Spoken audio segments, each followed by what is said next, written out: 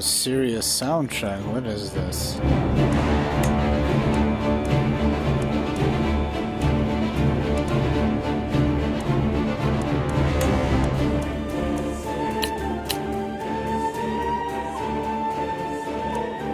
Music is real nice. I like that. Okay, we could scale the GUI for me. I'm blind.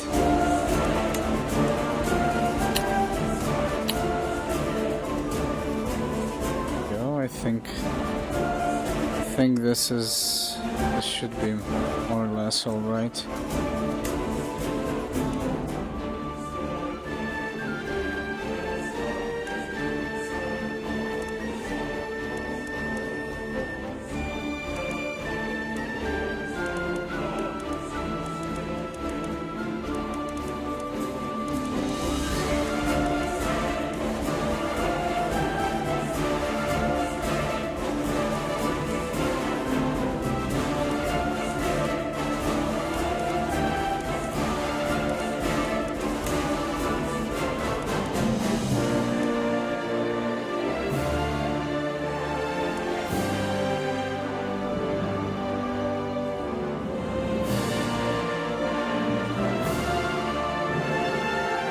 Show nudity, show graphic diseases and injuries.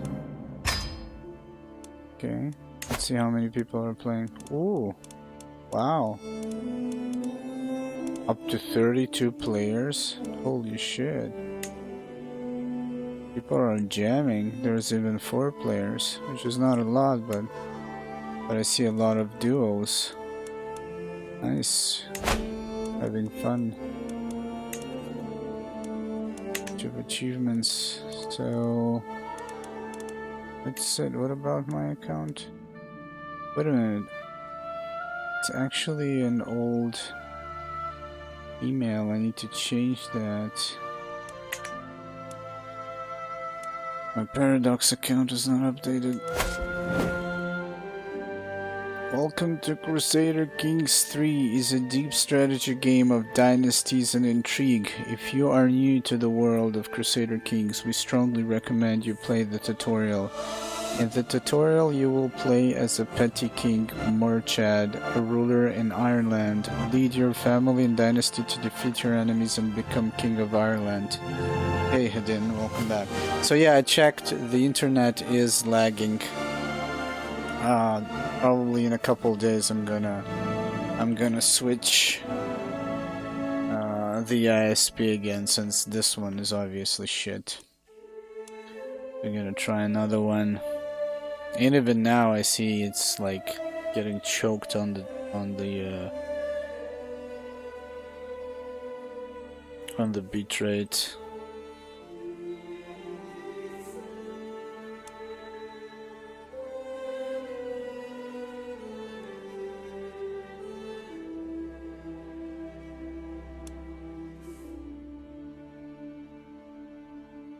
Yeah, I'm waiting for it to kind of... I can keep playing after tutorial. That reminds me of other games. I like how they have this router and they want, like, they don't sell it, they want you to rent it. They keep saying, oh, we got this router, you can connect up to like 32 clients and it's so powerful, it's gonna make your internet better. I'm like, bitch, if you're fucking like your servers are shit, it's not gonna, like, my router is not gonna make a difference, you know? Like, I have this old one, it works, leave me alone, god damn it. Anyways, I'm just waiting for the bitrate to just rise up to see that it stabilizes, and we'll continue. Anyways,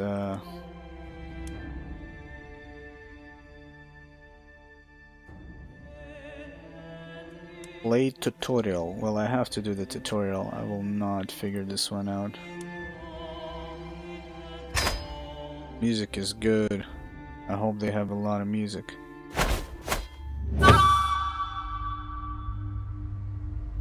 You're a medieval ruler. Your reign may be brief, but through your heirs you can bring your dynasty to prominence. Land is yours for the taking. By by way of the sword or through marriage, and clever diplomacy can extend your reach far beyond the wildest dreams of any conqueror. Yeah, it's slowly climbing up. It's right now at 2k bitrate. Should be 4.5. There's no one way to win in Crusader Kings 3, only different ways to enjoy your story as it unfolds. Camera basics, WASD. Okay, nice. Yeah, so this game is not amazing looking, but I kind of looked at the Crusader 2 Kings, and yeah, even though I want to get into this one, and I hope they bring a lot of DLCs to this one as well. Maybe I'll finally get into it. Yeah, it is lagging. I see it, it's like going up and down. I've checked before I started, like when I ended the stream it was fine, and then it started slowing down again. Technically I could reduce the bitrate, but yeah, it's just gonna be pixelated. Kinda annoying, man. Like, you can also move the cursor, edge of the screen, pan. Oh, okay, you can pan it. What do we have here, actually? Ooh. Oh, I like that. Wait a minute, what?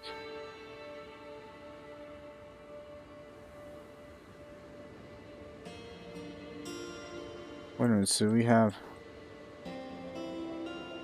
a lot. And here I am. Right here, right now. Gaza. I am... Wait a minute, this is Haifa, I think? Yeah, this is Haifa. And if this is Gaza... I am right here somewhere. No, it says coast of Jerusalem, yeah, but it's not. Wait a minute, Ashdod, it should be here. Actually, the city I live in is a very old city. It should be present. And Ashkelon as well. Yeah, of Askelon. There it is, yeah. Interesting, that's cool. Because these two cities exist for like, oof. My internet is fucking shit, man. Thank you for asking that. I'll probably tomorrow, noon-ish, I'll call and tell them to switch to another provider. Until, like I did last time, heaven knows, I switched like 4 providers until I found the previous one, which was okay for half a year. Going in the window, yeah. Out the fucking window, man, it's trash.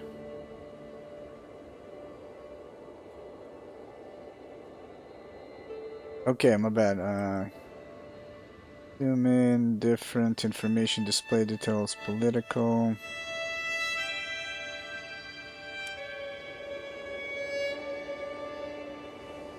Zoomed in, you have the ability to select and manage your holdings. Zooming out gives you an overview of all realms. Yeah.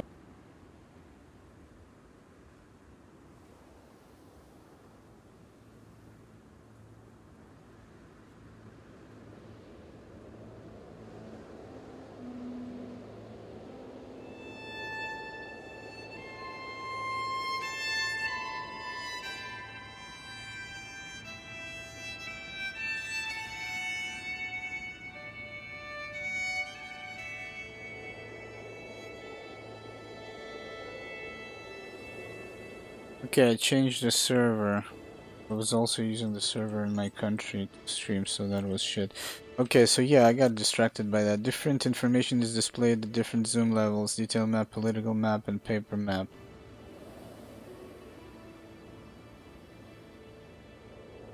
So we have this, the realms, then we have, I think, this, and then this. Yeah, okay. Crusader Kings III spans hundreds of years and many generations. Right now, time is standing still because the game is paused. For this part of the tutorial, we'll keep the game paused while we talk you through some game concepts. 1066 AD, 15th of September. Sometimes you will see blue highlighted text. This means you can hover your cursor over the words to display an informative tooltip. Yeah, it's tutorial. Some of these tooltips may also have highlighted words, which can also be tooltipped for further information. Duchy can lead to county, which can lead to barony. Can I click on it?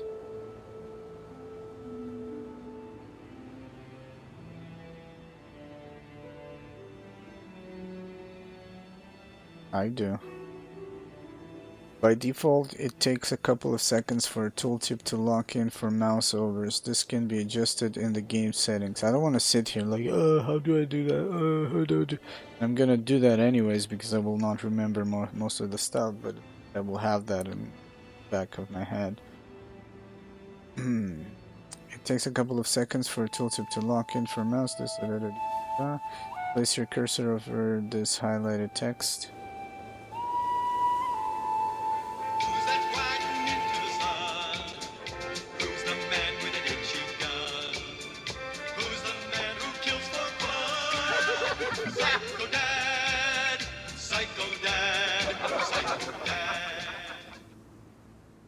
Place your cursor over this highlighted text. Information about a game concept. You can even.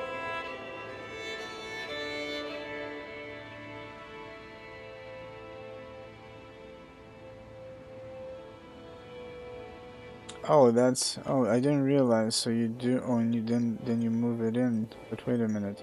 Can't do it in this one. Okay, anyway. It's happening again! My brain! My hot, stinging brain!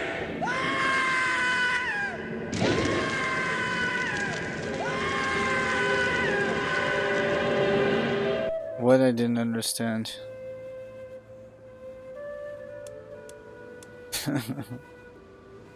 Wait a minute, who did that? Oh, it's probably Ed. Thank you. That does not bring you any closer to the books though, I'm sorry, but I appreciate the support.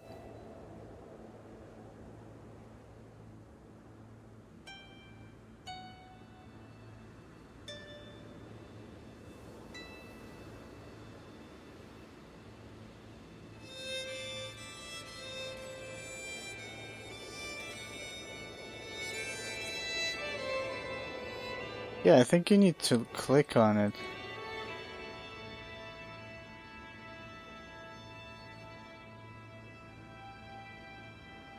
Yeah, I see that it's locked in, but... Oh yeah, you do. You wait a little bit and then you move upwards. I see the second thing appear. Okay, yeah. That's why. You hold it, and then you go here. And then you hold it, and then you go here. Okay, that's cool.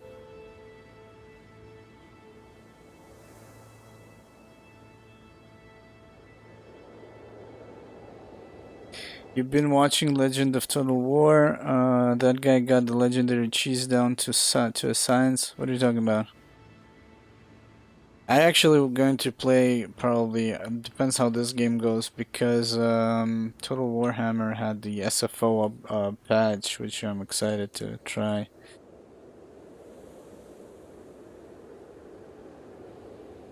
He breaks the game. I mean, vanilla? Talking about that? Breaks the game. Come on, man.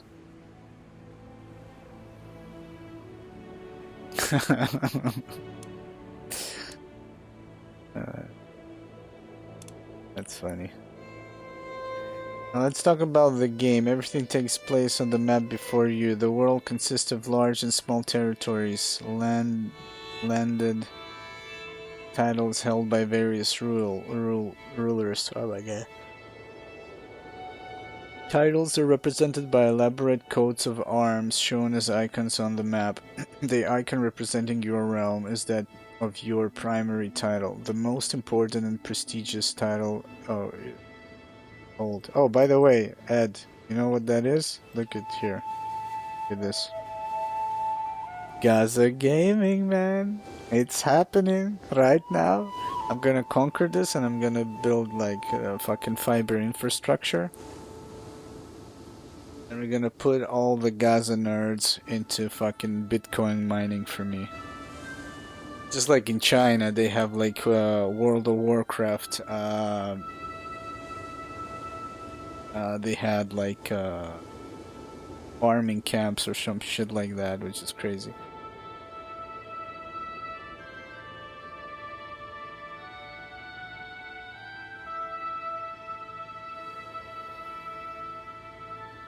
Fuck me? Yeah, I mean, I guess. It's like, yeah, I promised, I know, man. But at the same time, you know, we do what we enjoy, and I was enjoying something else at the time. You could definitely go and, like, could have joined us in Battlefront. You're fucking stuck with your goddamn books and Escape from Tarkov. I mean, at least you appreciate my honesty, man.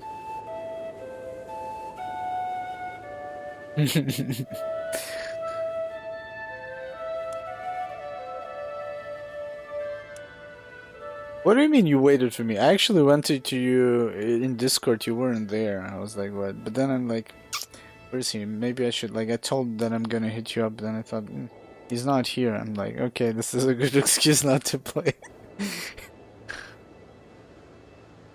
So, Petty Kingdom of Munster. Munster? Duchy Tier Realm. Okay. I'm never gonna finish this tutorial talking to you guys. If you hover over your character portrait, the coat of arms over your realm capital, Lumnik? I don't know. Will glow and the entirety of your realm will be highlighted. I'm down for that. Now that is fucking that I like that proposition. One day, yeah, sure, man, when you feel like it. I mean, I will meet you halfway. Vanilla, you know what? I must be okay, man. You must be Empire, be my guest. And now that they actually accelerated, because in the past the turns would take even longer. No? Eminem Stan music video. Oh my god. When are you gonna stream, by the way, you fucking lazy ass? What happened to your stream? You don't stream anymore. Yeah, install it, man. I'm definitely down for that.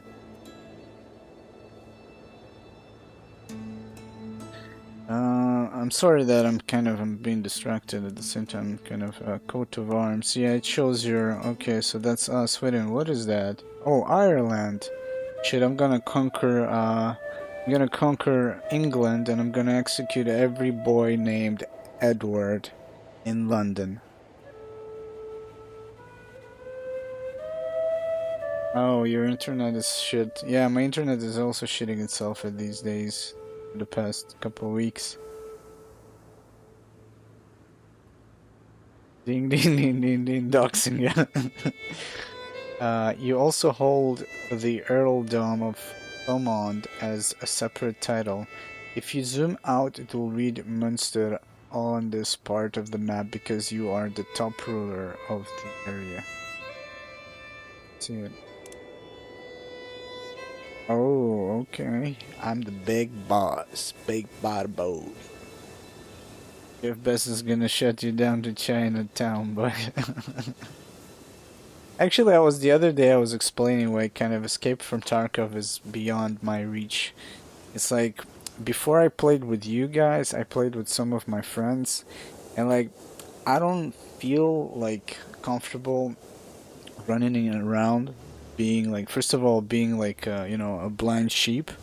So I don't know most of the exits. Like before I want to play, I want to actually like learn the game on my own, you know. So when I was playing with my friends as well, it was like I constantly follow them. I don't learn anything, and it's like it just doesn't feel nice, at least for me personally. At the same time, you have people, and I mean, it's a good game. Don't get me wrong, but that's the thing. I enjoy a lot of other games, and I just can't play only that. And you have people that play just that. I can't compete with that. You know, it's like you get in there, you fucking get wrecked, man. You need like some dedication for it, and I'm not an FPS person, so I could kind of like jump in a while. Like you would see me if you're still gonna be playing or going back to it like in a long time from now, you might see me join. But it's like the last time I played, it was like a fucking a fluke when we played with you, and previously I played like a year before that, so it's like, you know, uh, it's tough for me to go back to it. I don't know. As a ruler, you can only hold so much land on your own. You will often have other rulers helping with the administration of the realm by holding land titles within your borders, making them your vassals. I'm the best Sherpa ever existed, self-proclaimed. But I did enjoy watching you guys play, you know? But it's a shame that you can't stream. I even enjoyed some of your Company of Heroes streams. When you were playing, not like casting. That was, I don't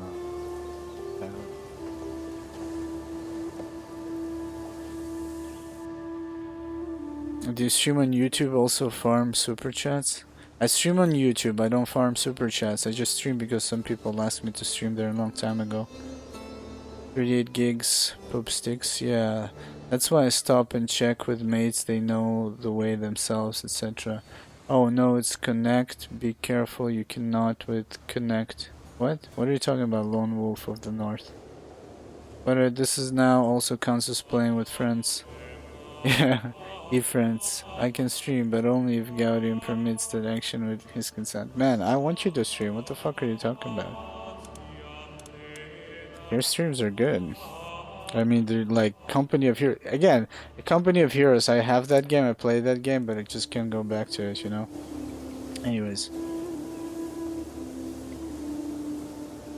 He's Irish, yeah. So, you see, to find your own land, your domain, press the home key. Okay. Ooh. See that magic? And zoom in. Once closer up, you can see blue labels on the baronies that belong to you. Okay, I see that. The earldom of Ormond is held by our vassal. Excuse me. I understand. Okay, you play one of many characters in this world represented by character avatars. Your character is the ruler of a realm. You will need to make sure that your dynasty survives and thrives throughout the ages. Your titles give you power and control over territory as well as over other characters who might hold titles and land of their own. Click on your character. Hello?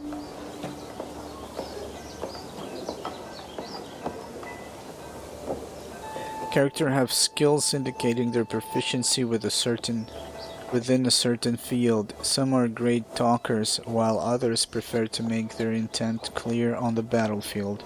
The main skills are diplomacy, martial, stewardship, intrigue, learning. Diplomacy is a skill representing a character's ability to charm, negotiate, and persuade. Diplomacy directly affects the opinions other characters have of you. It is also used to further diplomatic schemes. The corresponding lifestyle is the diplomacy lifestyle. Adult rulers may choose a lifestyle, which will in turn allow them to select a focus and start gaining perks. Each lifestyle has its own type of experience, which is used to purchase perks. For example, experience in the intrigue lifestyle is necessary to gain perks such as dreadful or like weeds in a garden.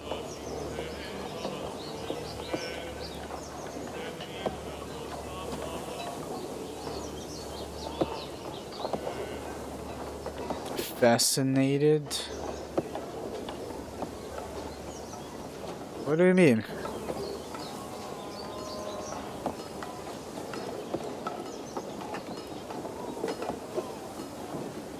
Oh, you don't have it in the UK, but you have it in the US? I don't know, I just like it. Just I like a lot of history stuff from back in the days, you know. Back in the days. Back in the days, in the OG days, man.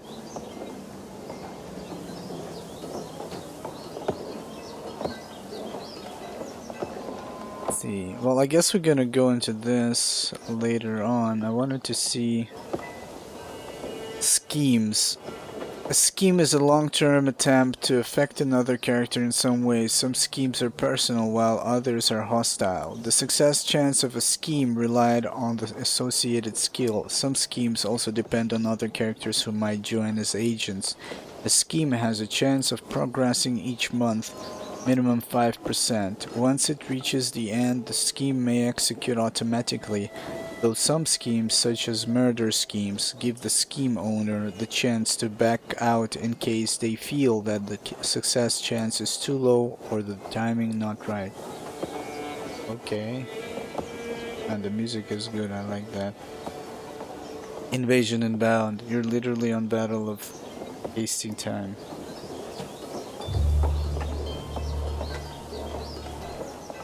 Martial skill indicates how good a character is at waging war and leading armies in battle. A high martial skill is important for army commanders since it improves their advantage in battle. The corresponding lifestyle is martial lifestyle. Okay, stewardship is a skill that helps rulers manage their domains. Oh shit, what did I click?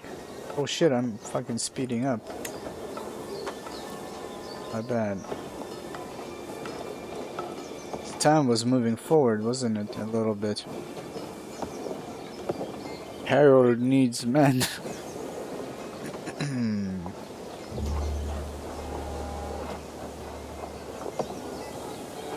It directly increases taxation, making it a very useful skill for all rulers. The corresponding lifestyle, the stewardship's lifestyle, every 5 points of stewardship increases the domain limit by 1. Intrigue is a skill representing a character's ability to understand and manipulate other characters and organize elaborate plots. It is mainly used to further and defend against intrigue schemes. The corresponding, okay. Learning is a skill measuring a character's literacy and wisdom. The learning skill of a ruler affects the cost of increasing crown authority and also yields an amount of monthly piety. And why is it not locking down? There we go.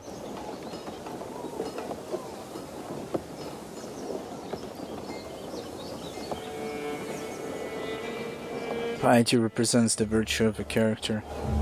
Acting piously according to the doctrines of their faith will increase a character's piety. Piety can be spent on various religious matters depending on government form, doctrines. Wait a minute, can you invent your own religion here?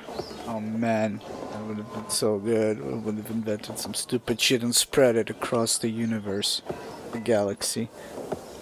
Or is it the planet, the galaxy, the universe? You can? Oh, this is getting good. Each time the character gains piety, they also progress towards the next level of devotion. Go home game now to the soundtrack of CK3. It's pretty good so far. The menu music was nice. Genius. Character with high learning can be expected to have extensive knowledge of all common scholarly endeavors, including theology, philosophy, language, and mathematics. The corresponding. Okay. Remember, since the text above is highlighted, you can mouse over. Okay, cool. So I don't want to go in too deep right now. Obviously, we're gonna learn as we go. The dirty Normandy bait of fake surrendering. I have no idea what you're talking about, man. I think you know more about history than I do. Since you have like this weird fetish to research things that do not concern you. Like Gaza Strip gaming, man. Characters also have traits. Fucking now. Characters also have traits which can affect skills as well as how they react to things. These are illustrated by icons in the character view. Some traits tell you about a character's personality, like fickle, calm, or generous. Other traits are specific to how a character has lived their lives, such as an education trait or commander's trait. You are temperate, wrathful, impatient. +2 stewardship, health small boost, opinion of temperate characters +10, opinion of gluttonous characters -10, virtuous to Catholics, Catholic opinion +10, piety +1 per month. Okay, according to this character, it's best to enjoy things in moderation. The tutorial also highlights parts it talks about with golden pulsating border. Yeah, that I see. Thank you. 14th October is the battle date. Good luck, have fun. Okay.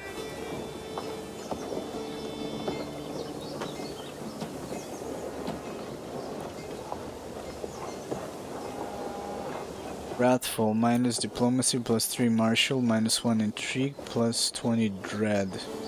This character is quick to anger and fury.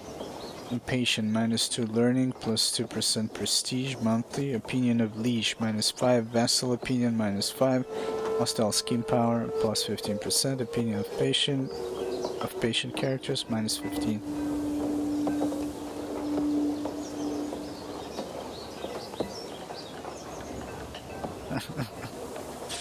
Oh my god, are you fucking drunk, Ed? What's going on? Sounds like you are going to war. I'm worried for your fucking neighbors, man. From this, you can see that your character typically leads a modest life and expects others to do the same.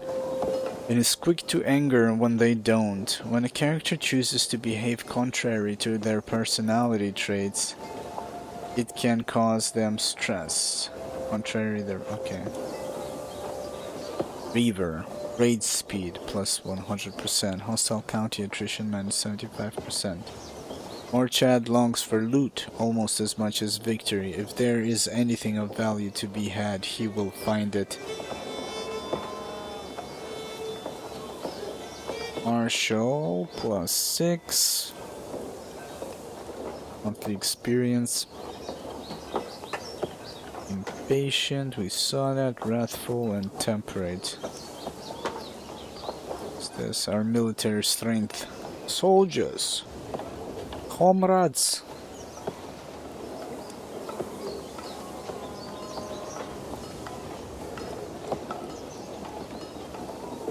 Heterosexual. Heterosexual. I want to, like, wait a minute. It specifically says that, so you could have gay or bisexual or some shit like that. Anyways, stress. Oh shit, right.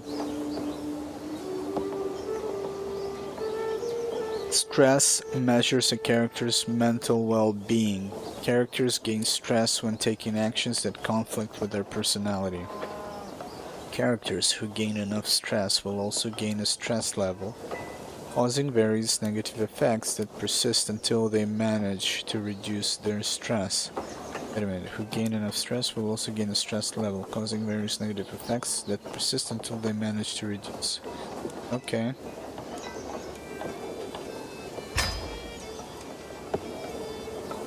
Traits. Traits can also impact how other characters react to you. Some people are impressed by the brave trait, while a lustful character is more likely to feature in salacious gossip. I think that's how you pronounce it. Likelihood of dying in battle. Interesting. Brave. Traits influence other characters' morality and greed, which can affect both their friendly and hostile actions. All characters, yes all, have an opinion of one another, which drives their behavior. Low opinion can cause people to rise up against you or be unwilling to help you. High opinion can on the other hand, make characters more inclined to join your murder scheme or fall for your seduction. Non. Viva la séduction. The seduction scheme is a personal scheme that aims to make the scheme target one's lover. A multitude of factors determine the success chance, including opinion, trait compatibility, and marriage status. Seduction schemes may be secret, depending on who the target is. Wait a minute, interesting. Secret. A secret scheme is a scheme that progresses unbeknownst to the scheme target. However, it can be discovered, causing a reduction in success chance and increasing the likelihood that the scheme owner is discovered when the scheme executes. Agents that are recruited to a secret scheme have a chance of being discovered. Okay. Plot thickens. How you choose to interact with other characters will often affect their opinion of you. La opinion. Brian's opinion of you. Player heir. Plus 50 father. Confederate partition. Same dynasty. Personal diplomacy. And temperate. Oh, it's like the virtue. Okay.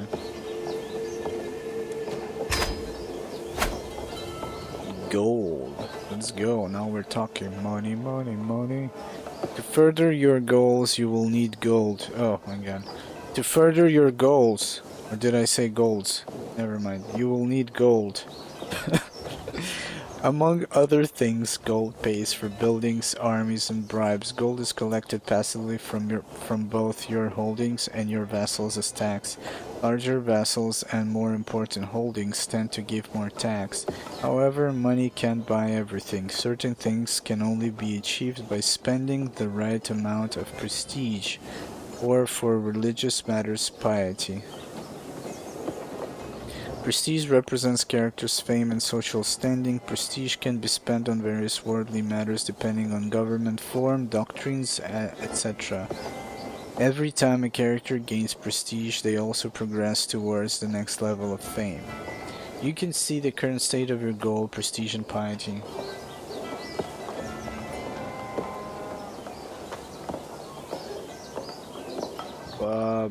Plus 3, what?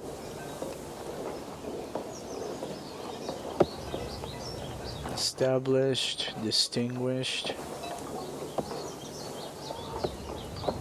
piety. Now, level of splendor.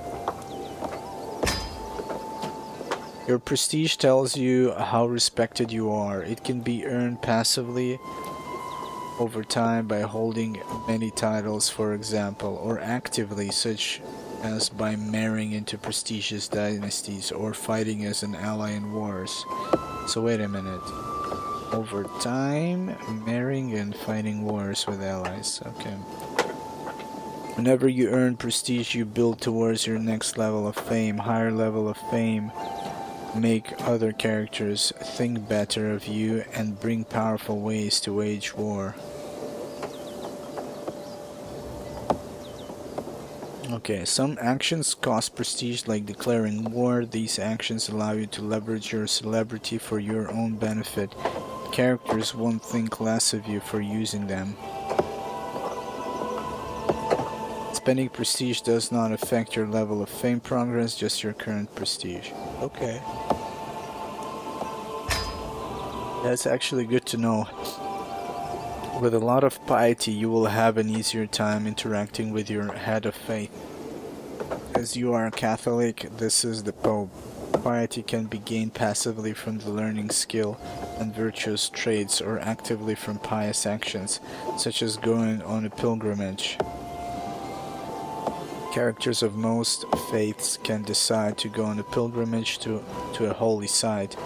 Such a journey may be filled with both opportunity and peril, but upon reaching their destination, characters will earn piety and may receive other rewards.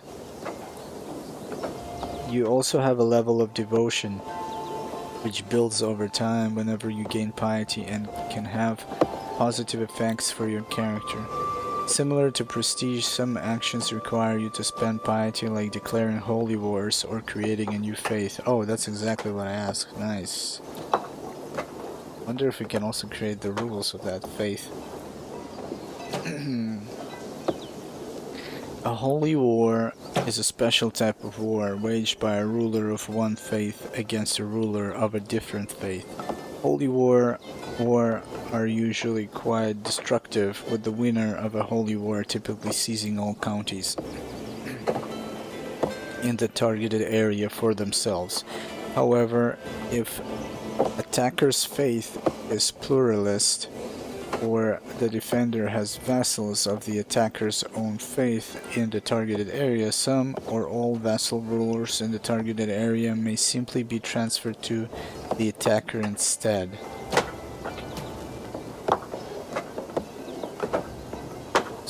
Okay, so you basically, if you declare war and you have vassals in that area, that just, like a holy war, that just transfers to you. What is this? Pluralist. Adherents of other faiths will have opinion penalties of 50%, county conversion speed minus 20%.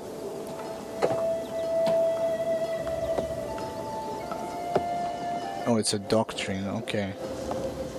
Unlike other wars, rulers of the same faith as the target may choose to join their defense without the need of an alliance. Hey, Sin Magic, what's up, man? Holy wars may be allowed or restricted between is that a word? On different religious families. I also notice it says holy war are. It's like holy wars are, no, like plural. So maybe this is between. I don't know. Is there a word like between? I'm curious. Anyways, I'm not that curious. Fuck that shit. Lifestyles. As well as traits, your character can also pick a lifestyle. There are 5 lifestyles, 1 for each skill. Lifestyles represent what you put the most effort into day to day, and each one has several focuses inside relating to it. Every focus gives you a unique bonus and makes events associated with that focus more likely to happen. And then lifestyles represent what you put the most effort into day to day. Each one has several focuses instead relating to it. As well as traits, your characters can also pick a lifestyle. There are 5 lifestyles. I like reading, but my mind just wanders. Okay.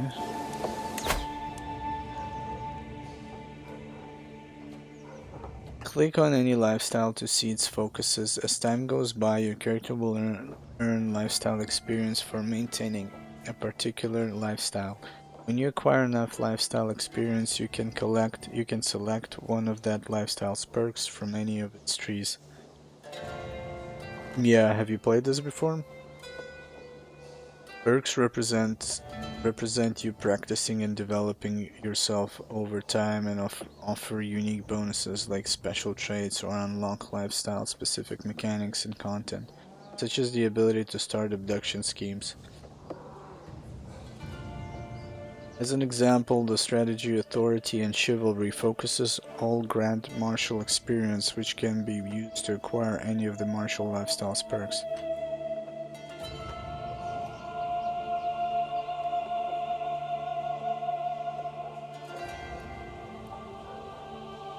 Yeah, I never played the the second one, so I want to get into the third one.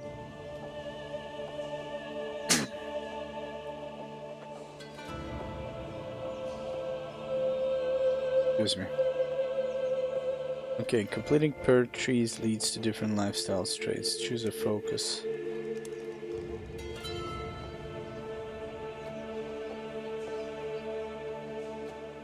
Focus on dealing justice, administrating the lands of your realm, and filling your coffers with gold. Go with stewardship.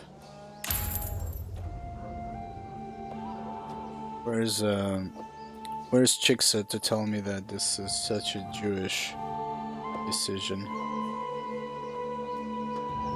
Click on any lifestyle to see its focuses. As time goes by, your character will earn lifestyle experience for maintaining a particular lifestyle. When you acquire enough... Wait a minute, did I read this?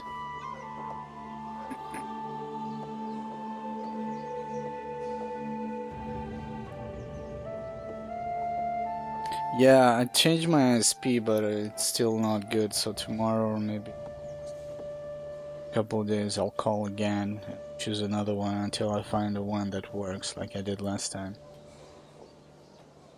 Okay, let's see. Perks represent you practicing and developing yourself over time and offer unique bonuses. I think I read that. Yeah, I did read this. Nah, more wins than last night. Actually, I remember we had a few fucking battles we got annihilated off the floor with. Let's see, wealth focus, war, honor, and loyalty are all means to an end. Gold. Focusing on wealth grants monthly 10% income, stewardship experience 25 per month. My land and the people under my care are my strength. Focusing on domain grants +3 stewardship. The bonds of loyalty that bind us do not constrict, they show the way. Okay. Enemy agent acceptance -5. We're going with gold.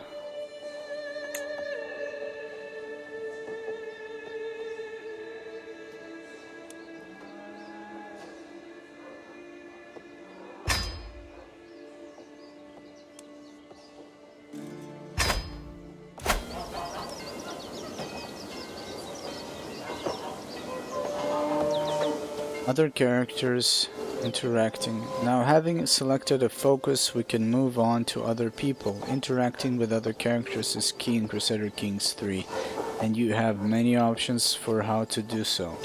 You can right-click on a character portrait, including your own, to get a list of potential interactions, such as arranging a marriage or initiating a scheme. This is also where you start wars, but let's save that for later.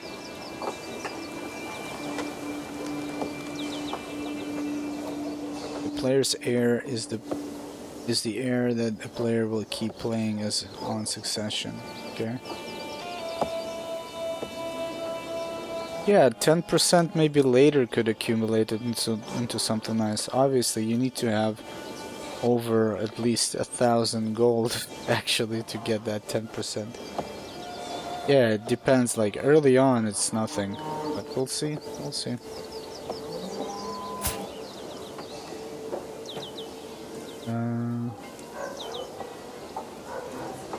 Open your character's view.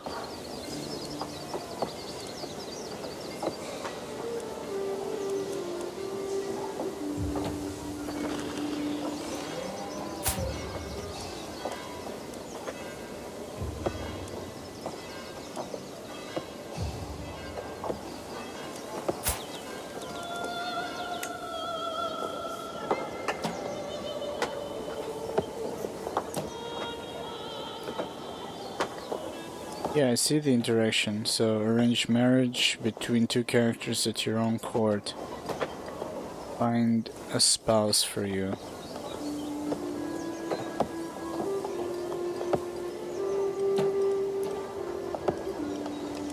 What do you mean first open the view? What view? Oh, but why does it tell me? Oh, my bad. Oh, it wants me to go back here. I thought they want me to do the interaction. Oh, confused me. Right, click your player's heir. Oh, it says heirs, but that's interesting. Like, that's you. But it ticks the player heirs window, which is not. This is your son, I guess, right? Yeah. Right, click your... Okay, let's start with the basics. Everybody likes gold. Try sending a bribe to your player heir. Most interactions will bring up a second window with details unselected. You can confirm or cancel an action in this window. Confirm a send gift interaction with your heir.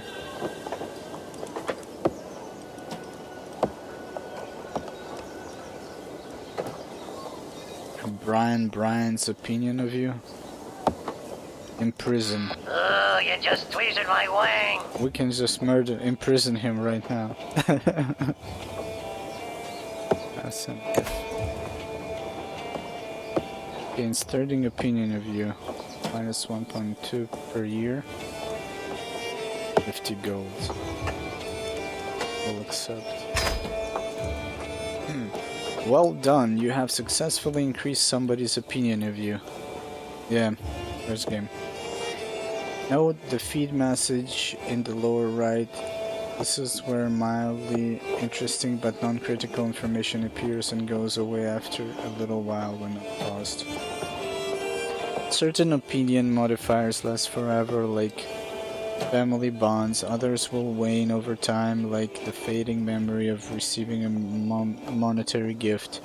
If you hover your cursor over the opinion number on the other character, you can see exactly where the various numbers are coming from. Is it due to a marriage alliance, a gift of gold, or simply that they appreciate your honest nature? Wait a minute. Oh, it shows here. Okay.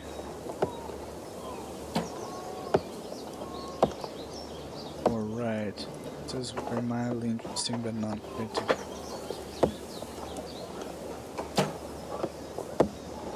Thank you. If you move tutorial window, you see the feed lower. Yeah, thank you. I thought, yeah, I realized that's the feed and it was like this. Thanks.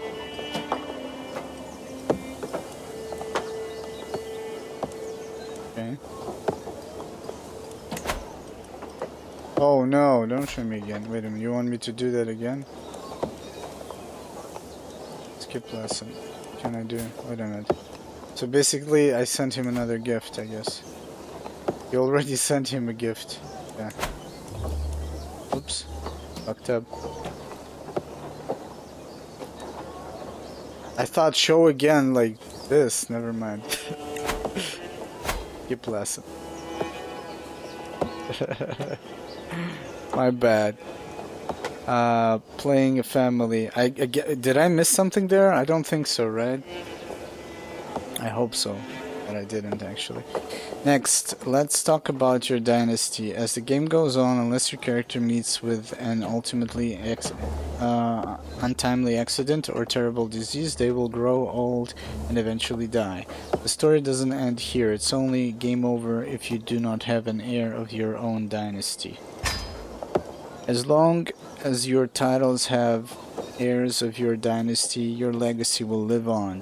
When your current character dies, you simply start playing a new one, the player heir. Hey Arnavitz, what's up, man? Depending on the type of succession your realm has, this is likely to be one of your children, perhaps one that you have groomed to rule. Your dynasty has its own coat of arms, which is currently highlighted and can be clicked for more information.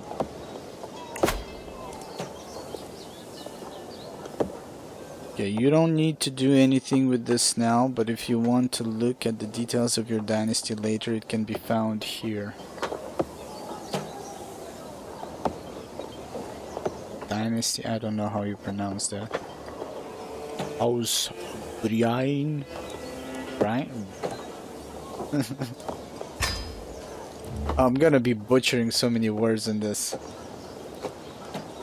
Succession laws determine how all titles and resources are divided between heirs. When a character dies, you currently only have one heir, but let's take a look anyway. In some cases, when you take over your new character, you may even find that they are responsible for the untimely demise of your previous ruler. That's fun. Open the realm view on the right side of the screen highlighted. Oh man, there's so many buttons in this. Inspect the succession tab.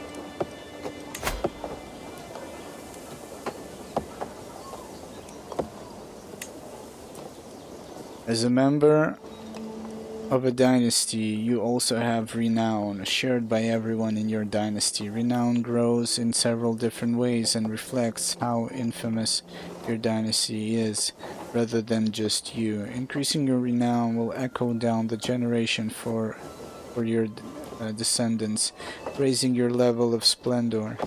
As the dynasty head, the most powerful member of your dynasty, renown will allow you to unlock dynasty legacies that will benefit all of your kin. To view the dynasty legacy of a dynasty, click on their dynasty code of arms. Oh my god. Yeah.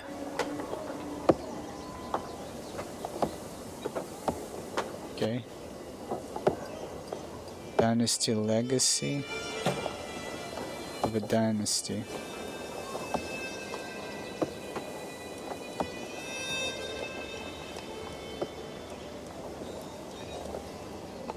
Okay, I guess. Oh, all of this is this. I guess all of this, right? 15 living members, 2 houses, open dynasty tree, open legacies. Oh my god, what the fuck is going on here? No, no, no, close this. I'm blind, I'm blind. Okay. We'll get into all that as we play, I guess. Petty King. I usually try to find someone with inheritable traits, but you could try marrying your character to someone in a powerful country so you will have allies.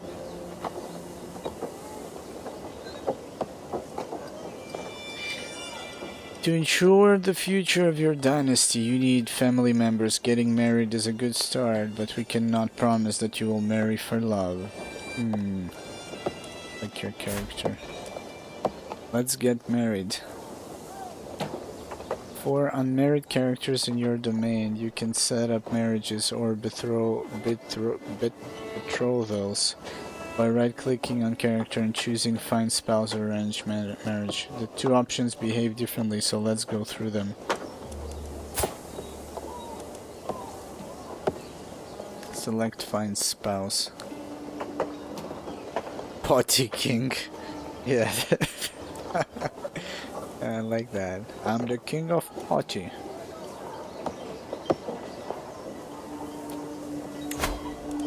I make the best potty. I go to the best potty. Choosing Find Spouse opens a list of potential spouses. They hail from courts all over the world. Choosing Arranged Marriage also opens a list of potential spouses, but only with people from the court of the character you clicked. From all over the world, the court of the character you click. Okay.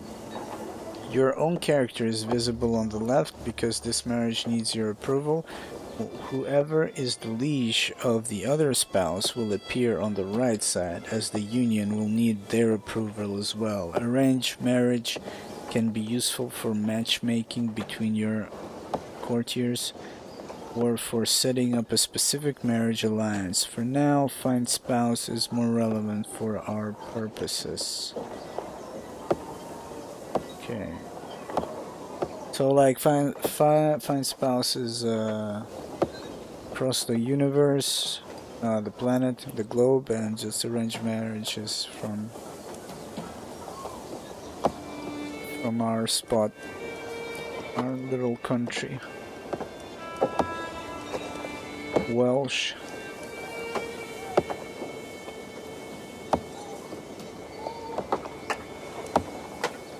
Anglo-Saxon, Mormon, Welsh, French, some stuff I don't know how to pronounce, Irish, Asturleonese, something else I don't know how to pronounce, Norwegian. Whoa, what the fuck? Just realized. Can you have more than one? I'm just kidding. Let's see, what do they have here?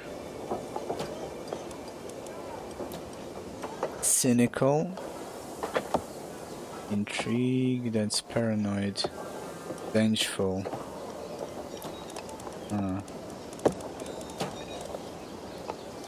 Lazy. Forgiving. Paranoid. Humble. Generous. Craven.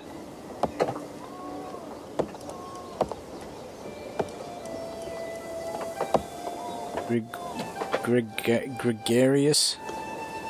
Attraction +5 opinion, diplomacy, personal scheme power, opinion of gregarious characters. Rave.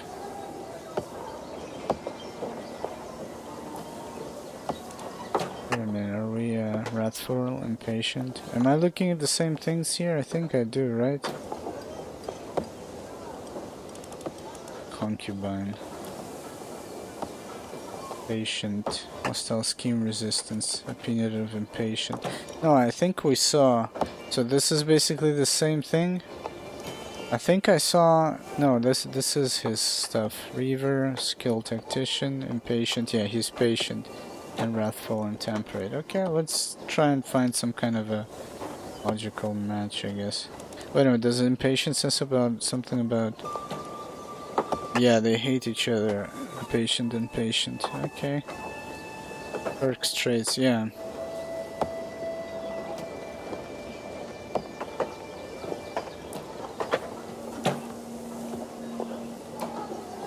So, temperate and impatient.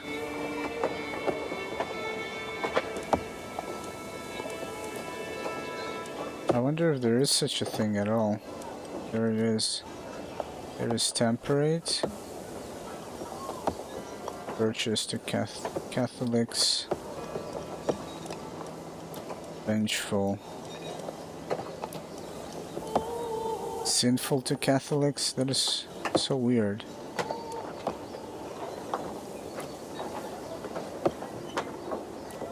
Okay, man. See you. Have fun. Yeah, you should join us another time into Battlefront or something else. But yeah, man, thanks for stopping by. See you around. I see an H near heart. I don't see the heart. If you'll use the magnifying glass, you'd be able to narrow down the spouse's characteristics. I don't know. Oh shit, this. Okay. What heart though, you said? Oh, this. 39, he's old, man. Yeah, gotcha. So you can also sort. So we need like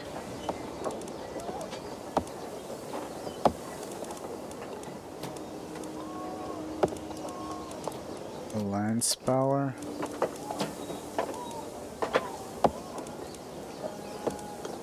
But what are these prestige gain? Oh, so you basically narrow down opinion of you, kind of.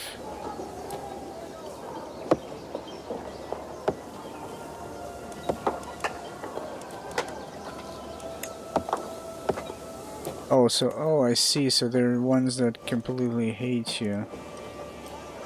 See, so it's interesting. So I guess the opinion is because of the temperate, which is basically a hit. So technically this way I can tell that there is nobody that is so they are not patient, obviously, because if they were patient that would be -10.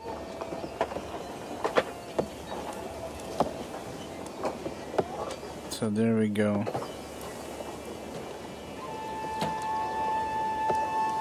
Compassionate. This toggle filters. Oh shit, there is another one. I thought, my bad, I thought this was it. It's like I thought it was a representation. Interesting. Fertile, health, culture, traits. I'm not sure what inheritable means. Let me check. I don't. My English is rusty.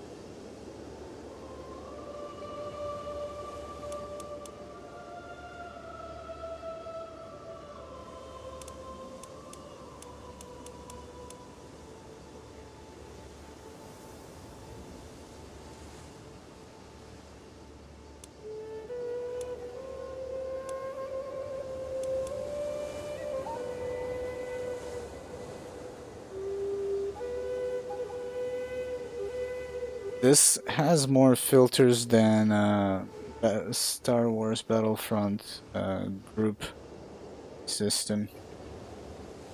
Yeah, I just realized that. Thank you. Culture, religion, health, fertility, adult age difference.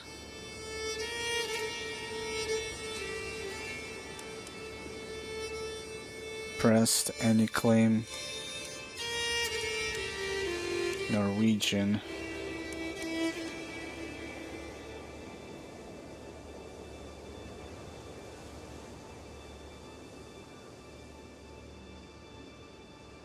Monthly income minus 10.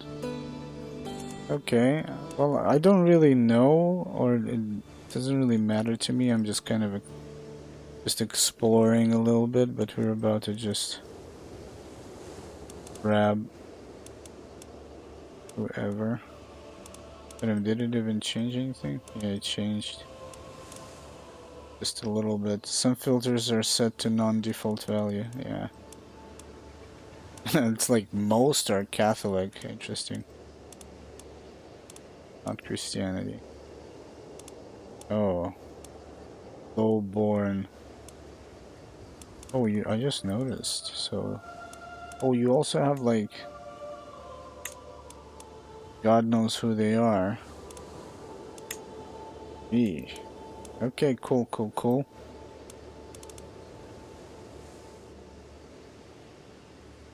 Anyways, let's go with somebody. So she's 44.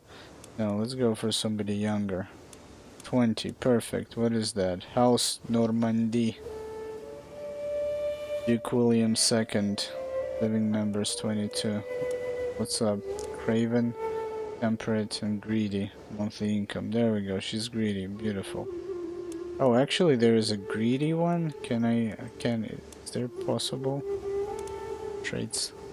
You'd want to narrow them to more younger age so you'd be able to make. Yeah, I just noticed that. You need younger age difference. 15 years. Is it 15 years upwards or downwards?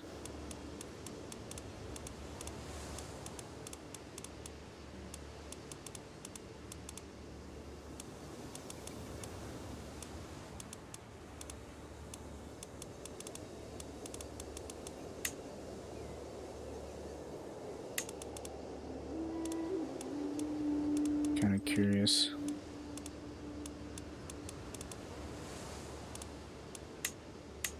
Yeah, okay, I see. 24 is the youngest. But that's like lowborn. We need to, like, we need to aim for something better.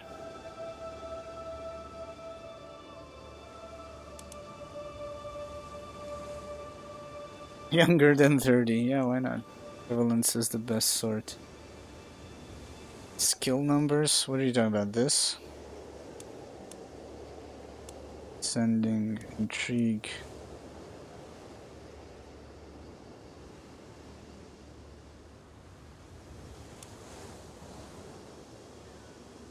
Age difference. Diplomacy.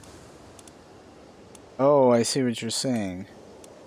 We could aim for somebody with stewardship. We're building a greedy company here.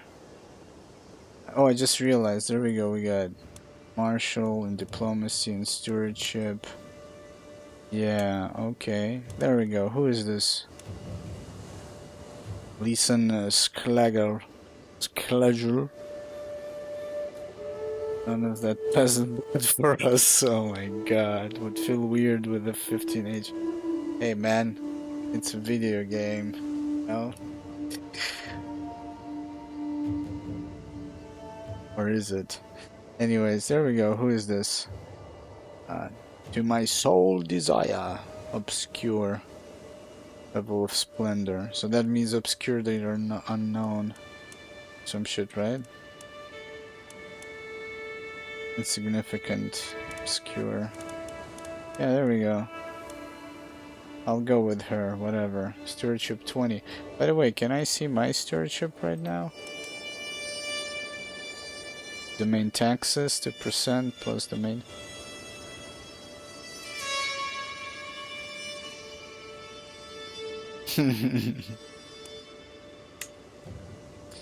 So what happens now? Oh, she thick, man. Propose that myself and Lisanne Skludger get married. Children of this marriage will be born into House Brienne. I don't know how you pronounce this. Chance of children medium. Oh, that's interesting. How do we go back for a second? So, chance of children. What was her name? I think I'll find her again. But we said like let's. I'm kind of curious. Want to see how it affects medium. What affects is that there's something else that affects like fertility or some shit? It's like medium with everybody. Just curious to see if it changes.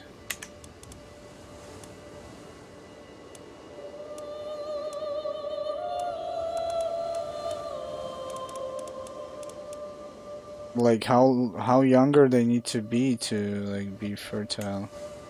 More than medium. 18? What, 15? What the fuck? Fertility traits? Okay. Okay, gotcha. Yeah, I was just curious about that. Anyways, oops. We're going back for the greedy ones. We're constructing making a money machine. Their strategy for you: play marriage, get her whole kingdom, kill, eat her, and get married again. Repeat. Oh my god. Not for the first playthrough, okay? You watch too much of that German guy ask another German guy to eat him alive shit. Somehow we got eat her and get married again. That's horrible, man. Okay, so enough with the nonsense. Let's see. Petty King Morchid gets -30. Listen, what is that? Marry someone younger and throw her in the cells. Oh my god. But that's really awesome you can do all that. You're gonna be having some fun in this. No inheritable traits. I didn't actually check her traits, but she seems to be.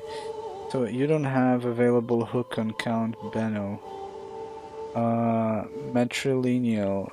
In a matrilineal marriage, children will be born into their mother's house instead of their father's. No, that's not cool. He will accept. Total +15. Count Benno's opinion of you. +5. I guess if I choose somebody that hates me, that might not agree. Okay. Clear character. Okay, so there's nothing else I need to. It's here. There are many factors to consider when choosing a spouse to help you out. There's a filter function highlighted available. Yeah, we've already done that actually. Available to pare down the list of candidates. Aspects to consider include potential alliance, skills, personality traits, expected fertility. Yeah, so let's see. Fertility measures. Yeah, I know what that is, but okay. Whoops. Oh shit. If I only... Okay, so we click on him, we do this, we do find spouse. Damn it, I'm sorry guys. Just click. My B.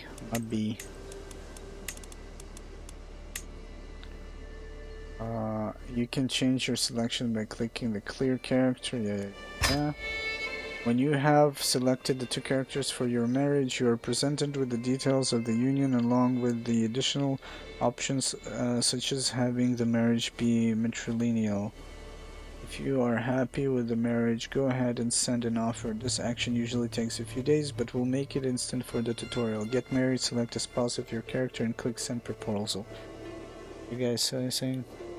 Assassinate the husband and take the wife. Oh my god. -300 prestige. I'm sure history knows such examples. Without age difference, not sure if there anyone who not a peasant. Yeah, I mean, you could kind of hunt later when you know that somebody was born into nobility. Yes.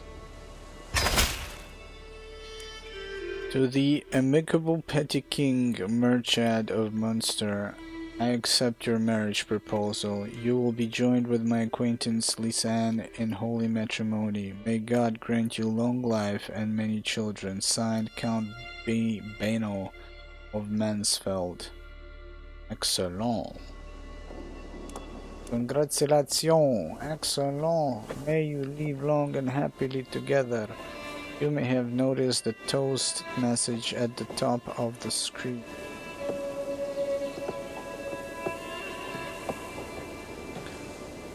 Toast messages deliver quick fire information that is relevant to you or your character. Marriages are also usually accompanied by an event, as your potential spouse's liege accepts or rejects your offer with a letter.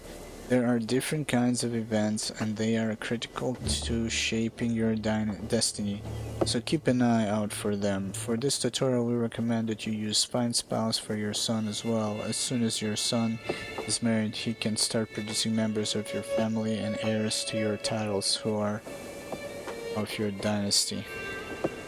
Congrats. Yeah, thank you. Wait a minute, let's quickly check.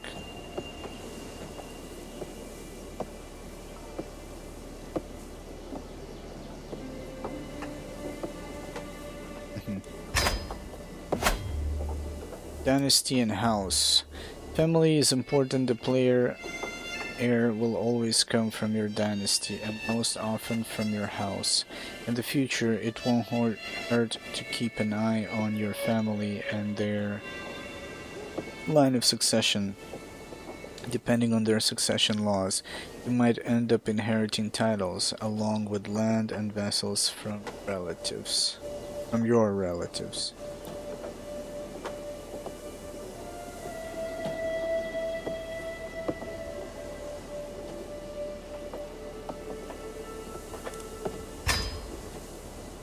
Not everyone in your dynasty will be landowners, but every plot of land on the map has an owner.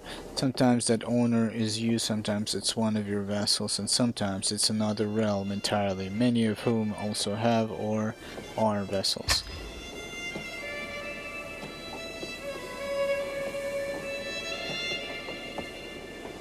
Most titles belong in a pyramid-like hierarchy according to their title tier. County, ruled by a count or countess. Duchy, ruled by a duke or duchess. Kingdom, ruled by a king or queen. Empire, ruled by an emperor or empress. Every title is legally, technically, but sometimes not in practice, subordinate to a title one tier up the chain. Every county is thus part of duchy, every duchy is part of a kingdom, and every kingdom is subordinate to an empire if these higher-ranked titles are held or created by someone with enough clout to enforce order. Note, there are many dynamic names for these titles. Your current ruler is in charge of a petty kingdom which corresponds to the duchy tier. There are also barons. You have one, the mayor of Innis, the minor rulers of single holdings subordinate to counts. Barony tier characters are generally of minor importance and are not playable.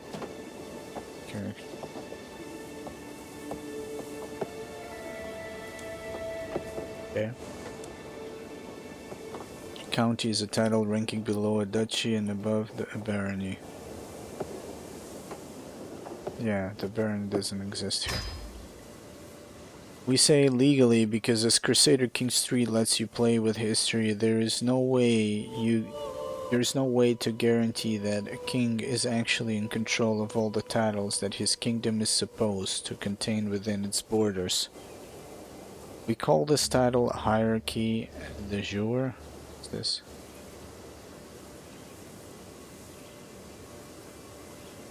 Most titles of are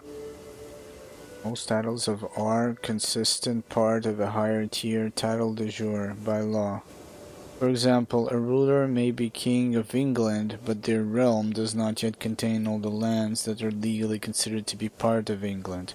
The holder of a duchy, kingdom, or empire always has a casus belli, I guess, to seize control of its de jure constituent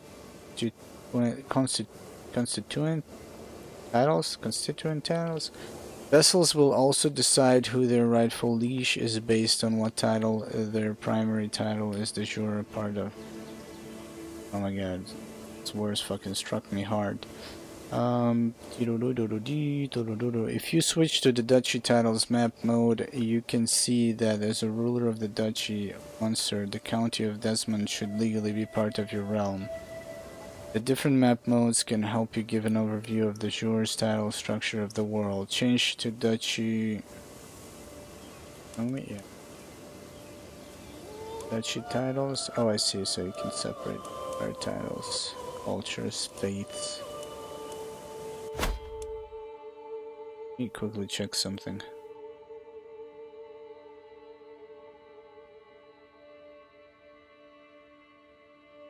Momento, por favor.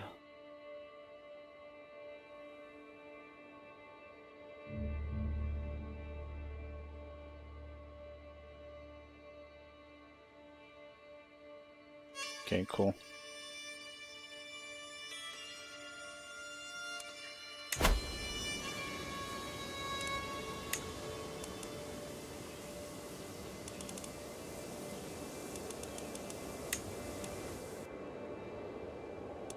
So this is kingdoms. Oh, jeez.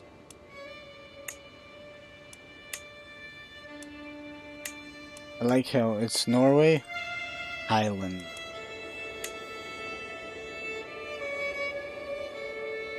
Russia, Scandinavia. I actually was born. Where was I born? That's Belarusia. I mean, it's the Ural, but probably won't be able to find it here. Actually, exactly no, whatever. Let's see. Back to realms. Okay. The de jure title of Munster consists of 3 counties. Their names should be visible on the map. Thomond, held by you, Desmond, held by a neighboring ruler, and Ormond, held by your vassal. These counties are made up of smaller pieces of land, baronies, the individual holdings of a realm. Holdings represent settlements in your land. Holdings provide different levels of taxes and levies, as well as buildings that you can construct and upgrade depending on the holding type. We suggest you start upgrading the bastions and curtain walls. Click on your capital holding, select bastions and curtain walls among its buildings and upgrade the structure.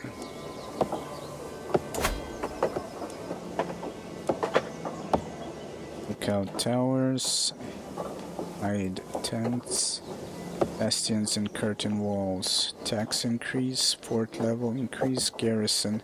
The first step for any respectable fortification is the erection of bastions and curtain walls. They do a decent job of keeping enemies and rioting peasants at bay.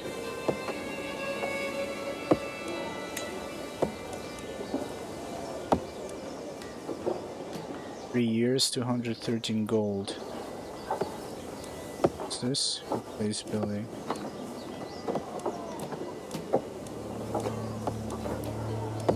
Always 3 years. Oh, but it's different stuff. Zwinger Tower. Peasants will never rebel.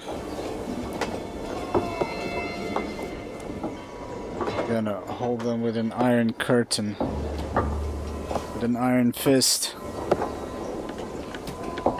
Well done. It will take some time for the building to be ready, though. Oh. Damn, it's loud. Lumnik, I guess, wasn't built in a day. Feel free to close the walls and towers construction window. Like in Star Wars, yeah. Every holding provides taxes to their holder. If that holder is a vassal, they will in turn pay taxes to their liege. Taxes are your main source of income. Obligations can affect how high or low these taxes are being explored. Wait a minute, what's this?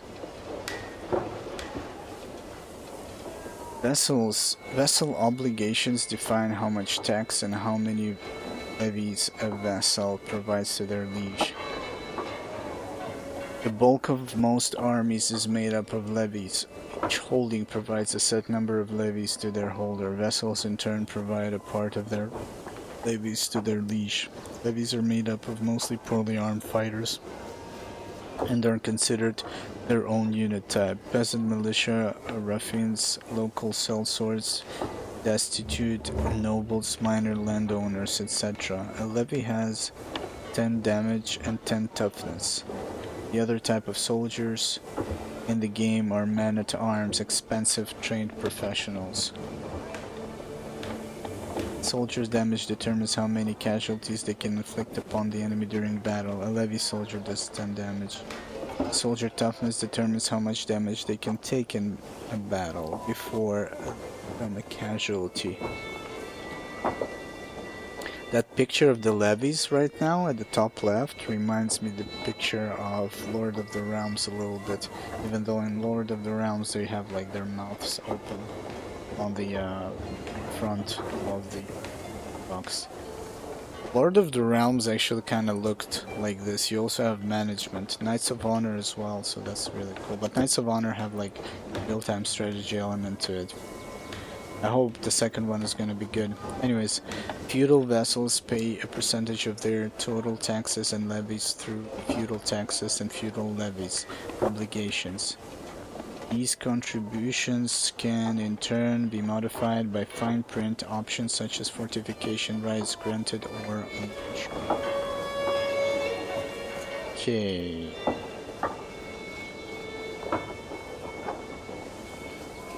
Reduced by 10% due to low county control. To fix that, more money. As a ruler, you are likely to be the liege of at least one vassal. These are rulers who have sworn fealty to you and are thus part of your realm. Vassals supply you with gold, taxes, and soldiers' levies. It is possible to both be a liege and a vassal at once.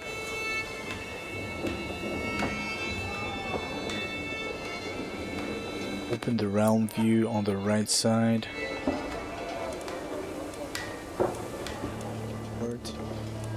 Actions, realm.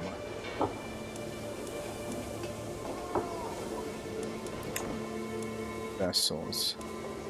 Here's the list of your current vassals along with some additional information about them. At the top of the list is the ruler of Ormond, whose land you can see on the map. This is an earldom, a county tier title inside your realm. Come here for an overview of things such as your vassals' current opinions of you, whether they are considered a powerful vassal or not, and the levels of taxes and levies they are currently providing you with.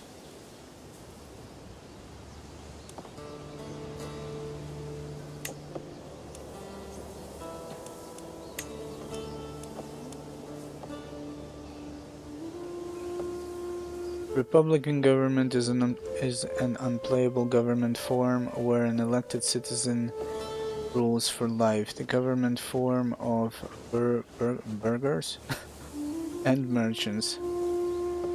Big Macs. Republican vassals have static obligations that cannot be changed and thus always provide a dependable and predictable amount of levies and taxes.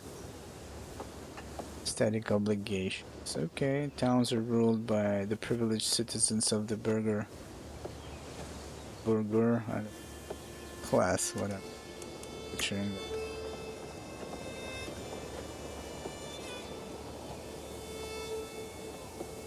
powerful vessel are the handful of vessels with the most soldiers and highest income. You need to pay careful attention to these vessels because they expect to hold a seat on your council and will have significantly lower opinion of you if they do not. Changing a succession law requires all powerful vessels to either have a positive opinion of you, be terrified by you, or be imprisoned. Sturdy.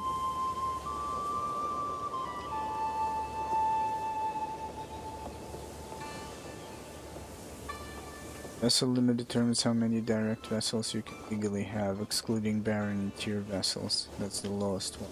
Okay.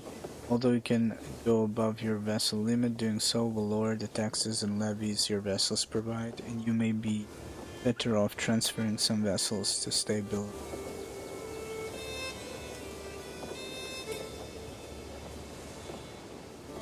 Okay.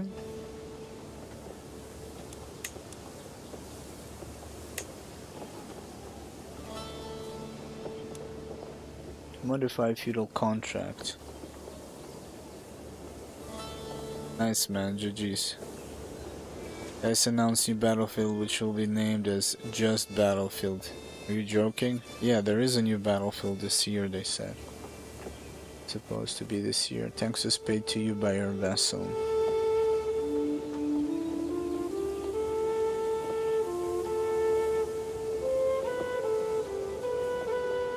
Levies 5%.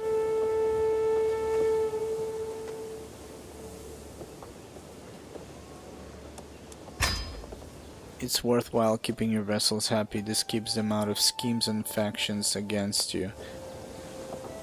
A faction is a group of vessels with common political interests. The local population of counties can also join certain types of factions, such as the peasant faction. Factions become dangerous once their discontent reaches a certain point, at which time they will issue an ultimatum. If the liege does not comply, the faction will rise up in revolt, sparking a civil war.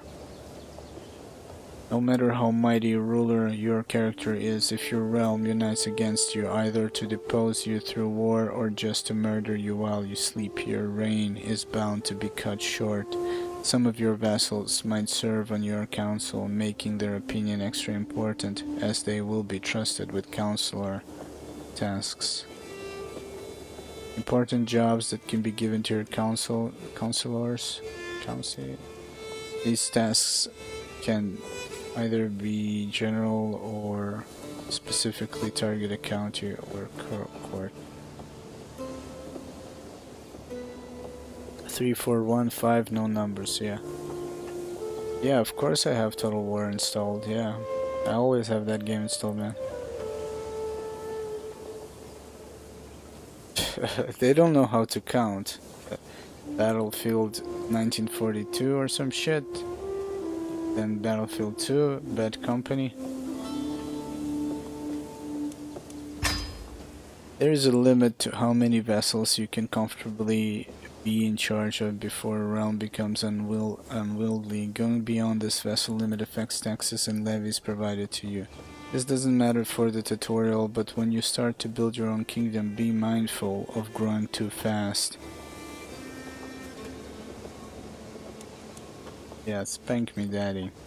If you end up exceeding your vessel limit, you can grant lower tier titles to your vessels. Sometimes you can even create new high tier titles to consolidate your power in a region and strengthen your hold over the lower titles de jure subservient to your new title. First he needs me to get books, then he needs to discipline me. What the fuck is going on? Yeah, I'm still reading the tutorials, man. I don't want to miss anything, like, and I know I'm gonna forget a lot, but I'm gonna have a general idea. Your realm, technically, I don't like, I'm pretty sure I would have learned as I go, and probably with the help of chat, but it's just more annoying that way for people, you know, and I know that myself as well, because this is not a simple game, I guess. maybe a bit more simpler than the second one. Your realm is the complete body of land and titles that you control, including the areas held by your vessels. Right now, for you, this means the counties called earldoms due to your Irish culture of Thomond and Ormond. When domain is used, we are instead referring to the land that you own personally without vessels. Yeah, better read this. Thomond. Some things that happen will only affect your domain, Thomond, while others things will impact your entire realm, the duchy or petty kingdom of Munster. Munster. Note that there is a limit to how much land you can hold personally before you start incurring penalties, the domain limit. The domain limit determines how many holdings you can legally have in your domain. The domain limit is affected by many things, such as your stewardship, skill, succession law, and the tier of your primary title. Although you can go above your domain limit, doing so will lower your income and vessel appearance. When you go above your domain limit, it can be a good idea to use the grant title interaction on characters you are friendly with, making them your vassals. As you have no spare titles to give away, you cannot currently do this, but you would otherwise find it in the character's menu visible when right-clicking on a character. Managing a realm is a lot of work. As a ruler, you have the help of your council. These can be either vassals or members of your court, and they act as your trusted advisors. There is a council position corresponding to each skill, and married rulers would also have their spouse assisting them. Open the council. Tutorials. Yeah, I usually don't do, but I'm not gonna skip this one. So suffer with me. Counselors can be set to work and they all do different things. You can change counselors' tasks by clicking on the bottom near their portraits. Religious relations. Piety. Skill. Catholic, theocratic, ruler, opinion, priest, bishop. Skill. Priest, vassal, opinion.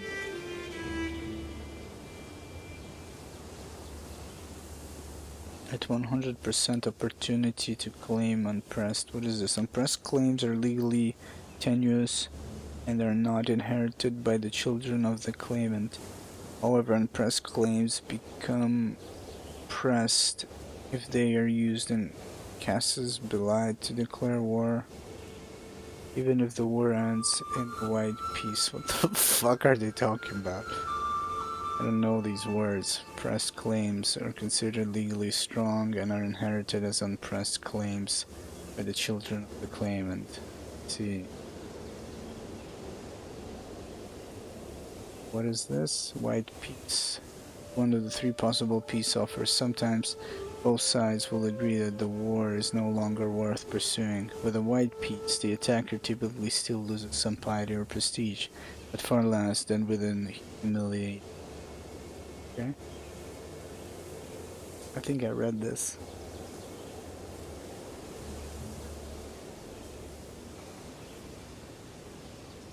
Okay, so we need to choose a job for him.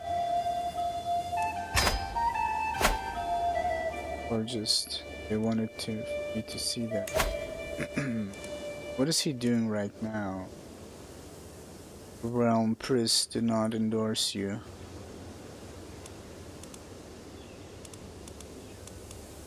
Doing this? No. Convert faith in county. Cannot perform this task. There are no valid targets for this task. So you should probably assign all of them tasks. No, not necessarily. Some of them have negative effects, let's see. Earl Regenwald, Steward, Vassal and Knight, Gentle. What? Okay. Married. What can you do here? Collect taxes. will be assigned to collect taxes plus 9% domain. That's in our territory.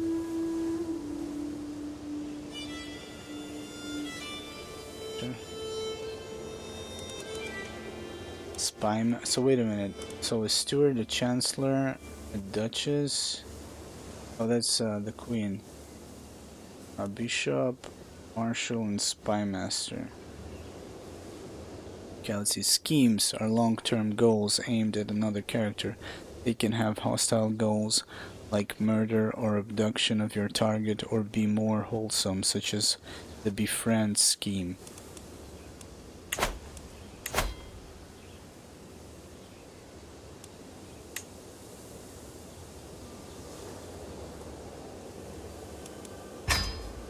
A good time to use a scheme might be when you find the line of succession to not be as clear-cut and favorable as you'd like. One way to get ahead is to simply remove the competition quietly and with no witnesses. Murder schemes come with a risk of discovery.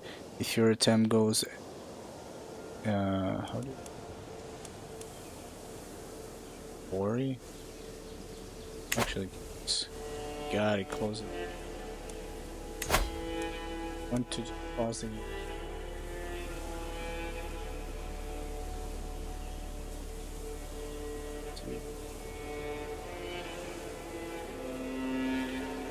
Awry. Awry? Okay. Awry. Awry, that's the... Okay, I would never would have figured that out.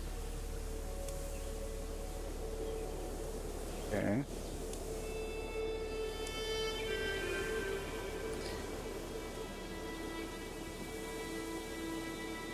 It will make your character unpopular, especially with your intended target.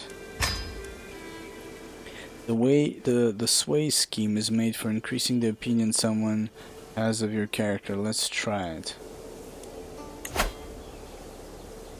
Right click on your court chaplain, your bishop, and choose sway scheme. Okay.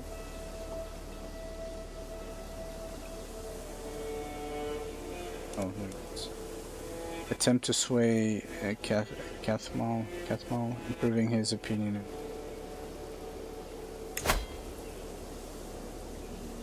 Let's see, scheme successful, opinion of you increased by 25. Base plus diplomacy. Minimum chance 20%. Expected time to complete. Every month there is a predicted chance of 52% to progress, based on scheme power versus scheme resistance.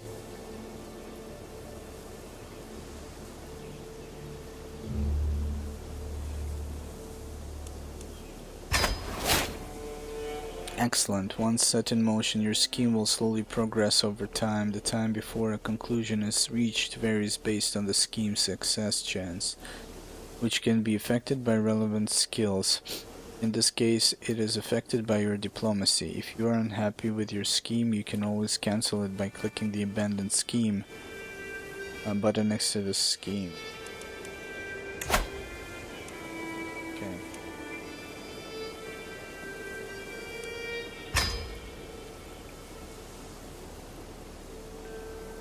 Sometimes schemes can give you, 62%, it could fail, right? Pretty low, actually. I think we should probably cancel this. Sometimes schemes can give rise to secrets. If you catch someone trying to commit murder, it's probably in their best interest to make sure you keep it quiet. You can also blackmail them to gain a hook.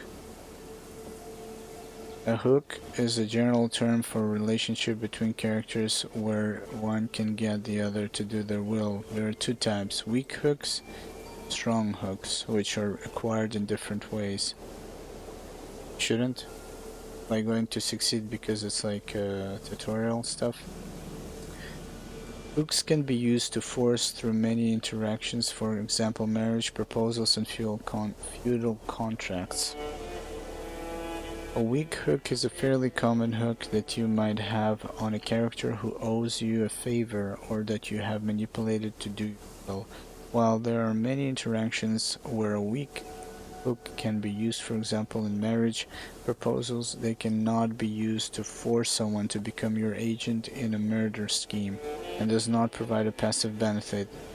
For that, a strong hook is necessary. Every child born to a noble house also owes the house head an initial weak hook. Once a weak hook is used, it is spent. Interesting. A strong hook is a very powerful hook that you might have on a character who you have blackmailed.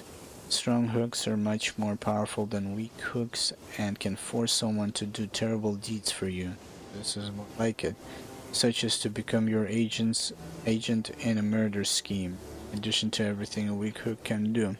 A strong hook also prevents the target from taking any hostile actions towards the holder. Strong hooks are not spent when used, but instead go on a cooldown before they can be used again. The passive effect is not lost when the hook is used. You know a character, another character criminal secret. You may use blackmail character interaction to potentially gain a hook on them. The strength of the hook varies with the severity of the secret, which in turn is often determined by doctrines. Secrets can be discovered through the Find Secrets Counselor task for the Spy Master. Once you know someone's secret, you can blackmail the character to gain a hook. Okay. Where was I?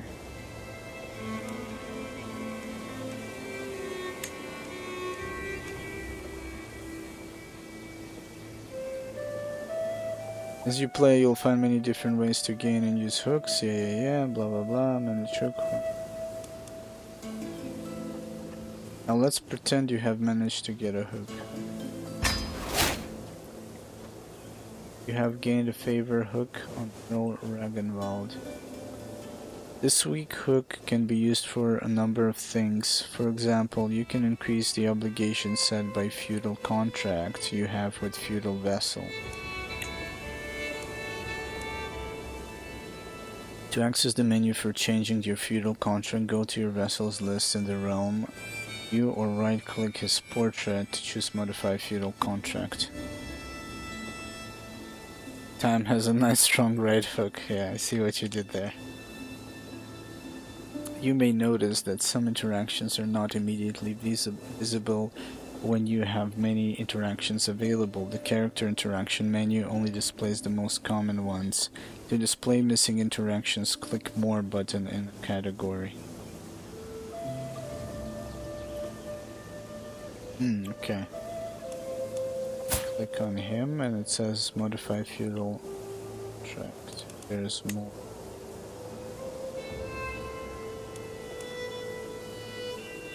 Book available, but you don't have limited crown authority. Imprison. Attempt to imprison. Huh. Okay.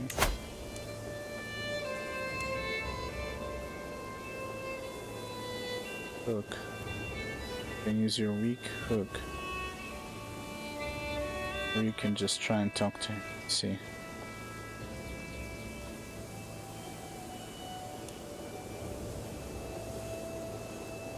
What is this?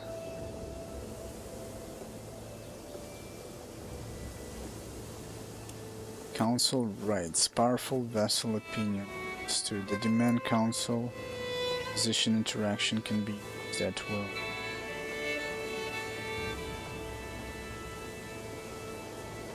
Union with the vassal +5. Council rights guarantee.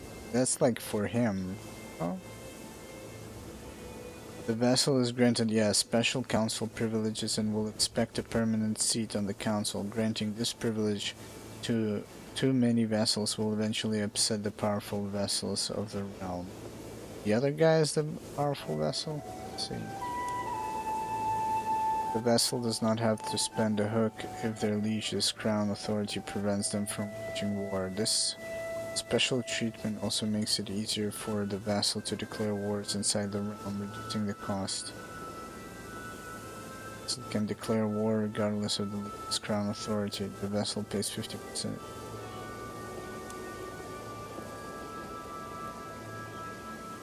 The vassal cannot have any succession law beyond partition. The vassal switches their succession law.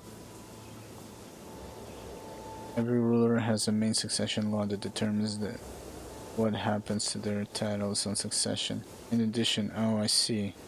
In addition, an individual title can sometimes have its own succession law that takes precedence over the default one. For example, the Holy Roman Empire might be elective even though the emperor has partition as main succession.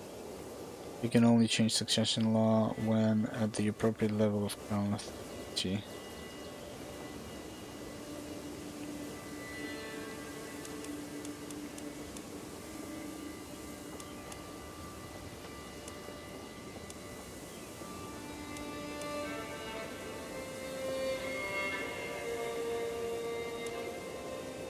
The liege cannot revoke the vassal's titles. See. Opinion with the vassal.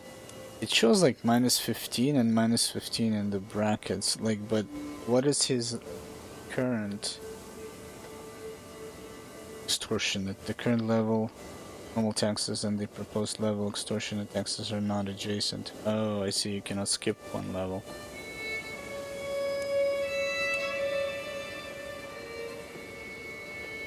It's only 10%.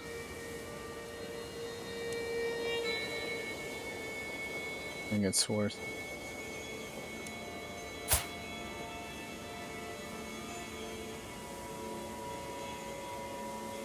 Wait a minute, if I click here. Oh, okay, thanks.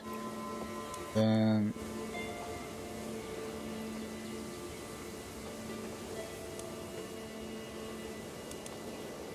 and then it's basically 0. That's why. Okay.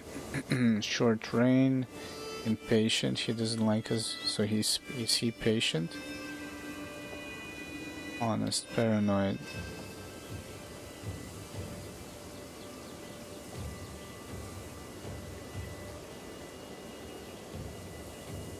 What is that?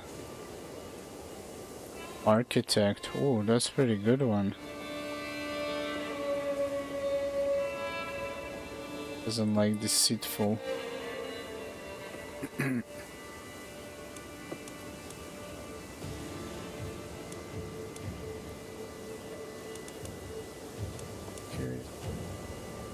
207 soldiers. 595 soldiers. Yeah, I understand. Not gonna do that. War is an essential part of Crusader Kings III. There are many concepts to cover, but for now, let's touch briefly on some of them. The rest and the details we will let you discover as you start playing. God dang, man. The most important events in any war are the battles. Battles start when two opposing armies enter the same barony. At the start of a battle, one side usually starts with advantage dependent on factors like terrain, commander, and commander traits. Armies take casualties based on the amount of damage sustained. The battle enters its aftermath when no soldiers remain for one side. The winner of a battle is awarded a war score dependent on the magnitude of the victory. The aftermath phase of a battle occurs whenever one side has won. The victor will attempt to run down as many retreating soldiers as possible.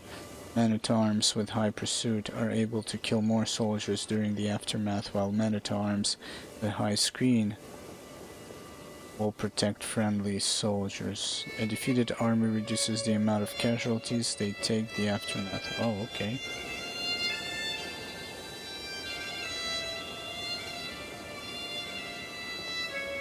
Oh shit, I need to read about Hook. I think you're right. I think we read it before that. I'm tired right now, so just, you know. Obviously, as I play, I will get used to all the stuff and details.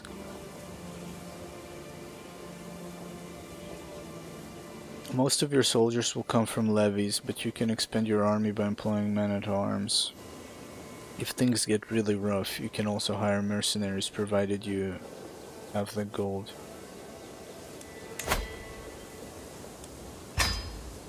When war starts, you can raise your armies with a single click of the big red raise all armies. Okay.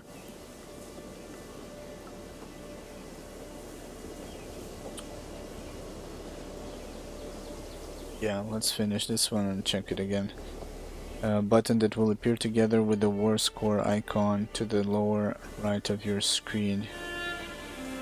You can, of course, raise all armies from this military view as well.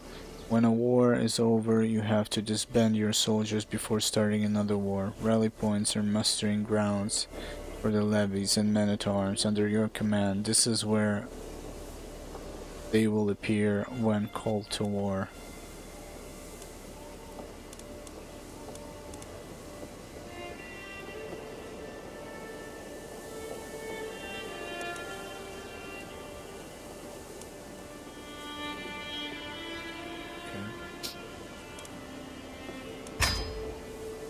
To start a war, you'll need a legitimate reason, a casus belli against another ruler. There are various ways to obtain a casus belli. You might have de jure titles that make you rightful liege of your target. You might inherit claims, or you could pursue holy wars against nearby infidels.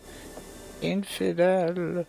Although these are the most common, there are dozens of different types of casus. Or for... how do you pronounce?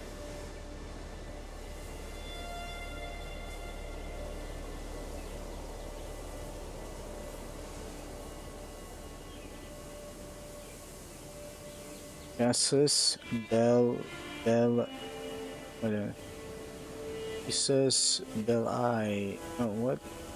Belli. What the fuck? The way they wrote it. See how they say it.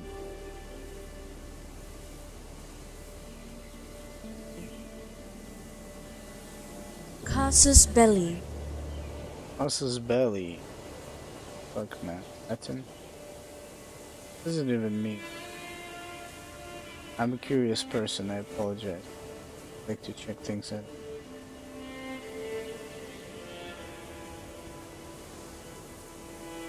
Political occurrence that brings about a declaration of war. Casus belli, yeah. Kept saying bala, bala, bala, bala, bala, bala. Casus belli. Casus belli.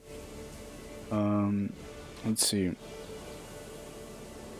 Although these are most common, there are a dozen of different types of casus belli for you to discover and use as you play.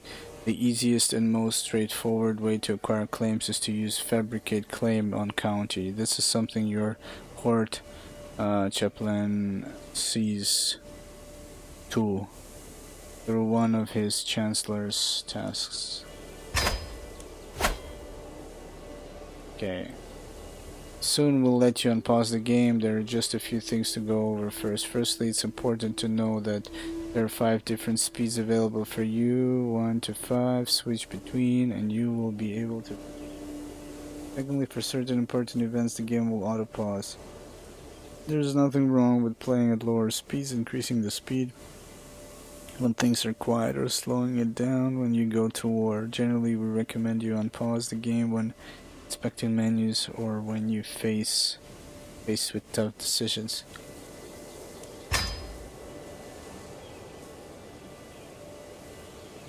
To start the ticking of time, unpause the game using the spacebar. Yeah, this will let days, months, and years go by. Armies instructed to march will move.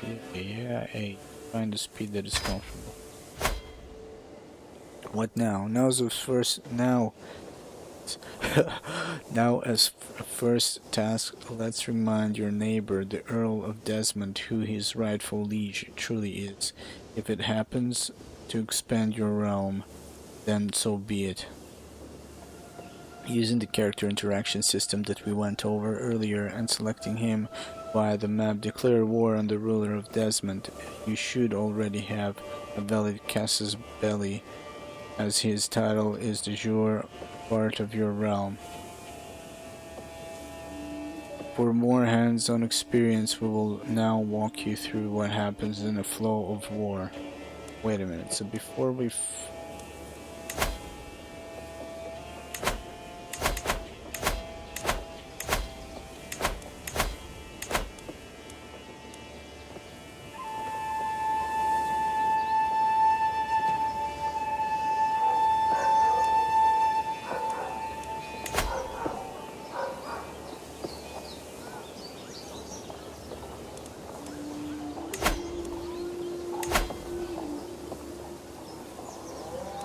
Where was that screen? Is it in the realm? Get a weak hook. Yeah, so by the way, let's see, a weak hook, da da da da da.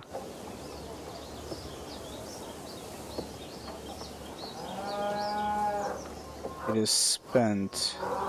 I don't think it says that it negates the penalty.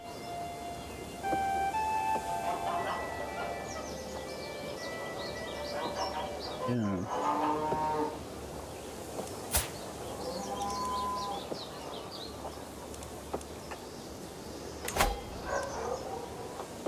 Because it shows minus 15. Yeah, you see? Oh, but yeah, it still shows. I was curious about that. Maybe a strong hook?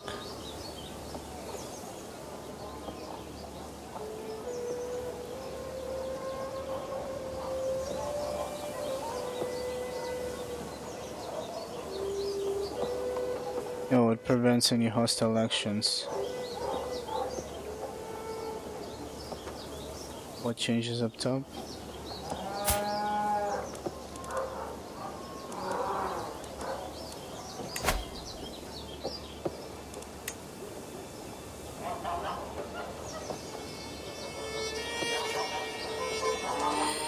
This is an act of tyranny, causing your subjects to lose to any opinion of you. But if you use this, you don't lose the subject's opinion, but his opinion.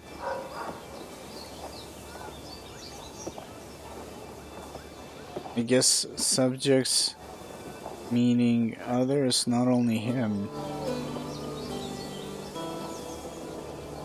The other subjects. Because you're basically a tyrant. Interesting, okay. Declare war on all vessels, yeah. Can I close this somehow? Oh, right, click to dismiss. Kill this. Declare war on Earl.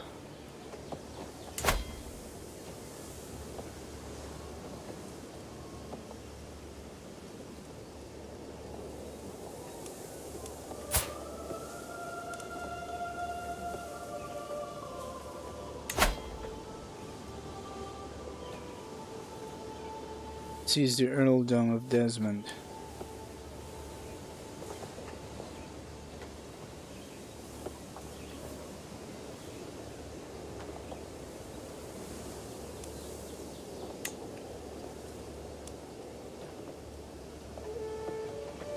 You gain the contested county.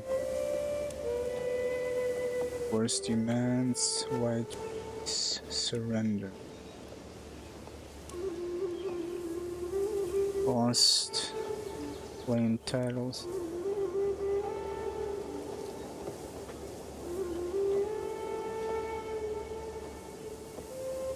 Inferior to our Green Knights.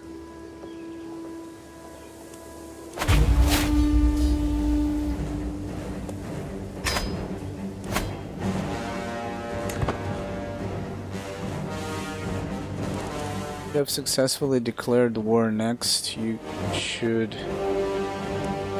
get our game going or some shit. Yeah. clicked space by mistake. You should rally your armies. A button has appeared at the bottom of your screen. Okay. But you can also do this from your military view. Raise all armies. Men-at-arms, special soldiers, mercenaries, and holy orders will be raised at the rally point closest to your realm capital. Right-click to not split the armies based on supply limits. Okay. Wherever your rally point is, in this case Thomond, that's where your army will gather and await your orders. Note, you will have to unpause the game. Press the spacebar for your army to gather more than a handful of men. Leave it for a few days and the army will be at full strength.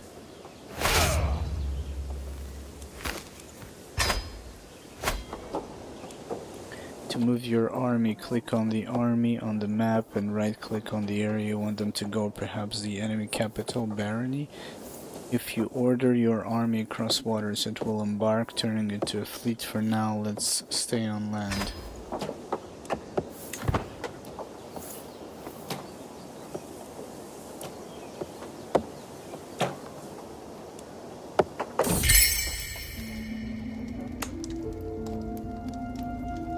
Wedding celebration. With my marriage to Petty Queen Lisanne, the realm expects to throw a suitably extravagant wedding celebration. It is well within my right to collect a royal aid duty as part of this, but some may consider it tasteless to levy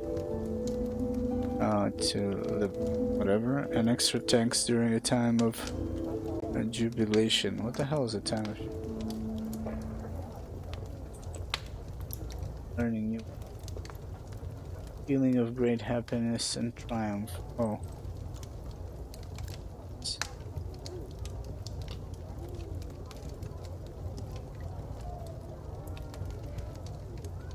The imposition or collection of an assessment. The government imposed a levy.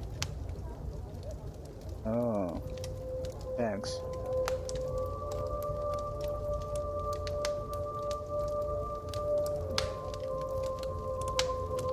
Of course I will collect it. Who pays for their own weddings? I'll let my subjects enjoy the festivities without worry or care.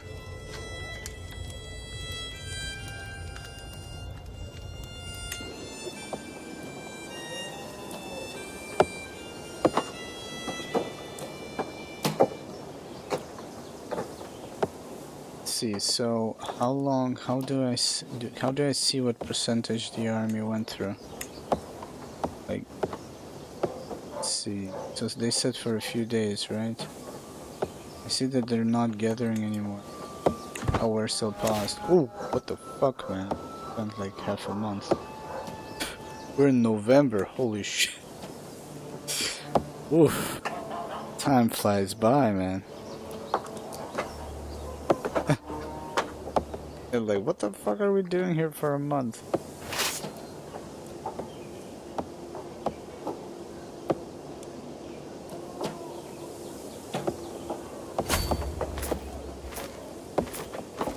Now that your army is moving, it is. I didn't realize 5 top.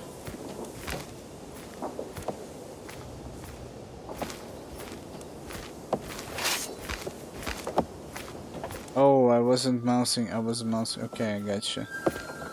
606. Well supplied. Plus 20 months. 90 days left. Investment. Okay. Right corner. Oh, it said that the maximum I had 606. Yeah, I should check next time before I make an army. Now that your army is moving, it is probably heading into battle with enemy forces. This can be a head-on encounter with other armies or the start of a siege. Siege is when an army is surrounded, fortified holdings. Yeah, I know that. A siege starts automatically once an army enters the location of a hostile fortified holding and stands still if the army outnumbers the garrison. The besieging army can assault the holding if its walls are breached. Battles will happen automatically if two hostile armies cross paths. Similarly, sieges occur when you place your army on an enemy holding. This is a good time to unpause the game if you haven't done so yet, otherwise I'm stand still.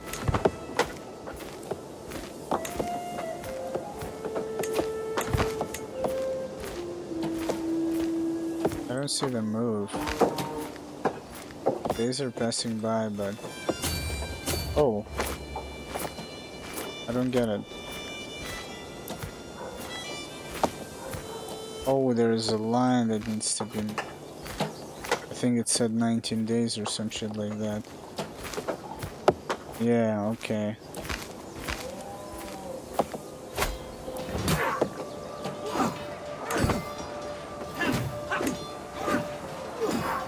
The outcome of a battle between two armies depends on number of things. The number of levies both sides have, which if any men-at-arms either side is using, the commanders involved, and even the terrain you're fighting in. More details can be gleaned from combat view. Click on your fighting army to open it.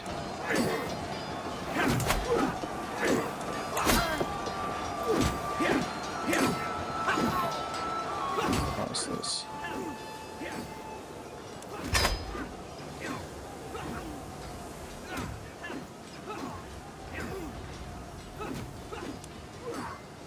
Commander advantage, martial skills.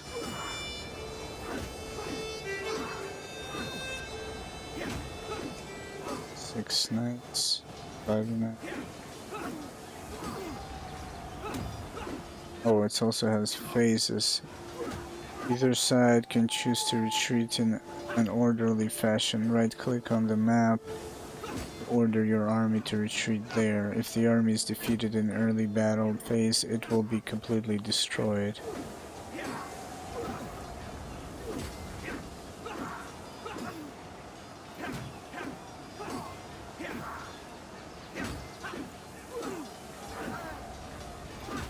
Current roll, minimum roll, maximum roll. Okay.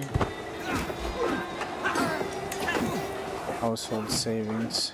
Your spouse excellent stewardship skill led to this windfall. Okay.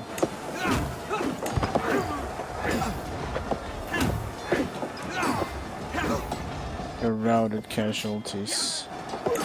Our knight Concobar something shit happened. Wounded. These names. So our guys are kicking ass.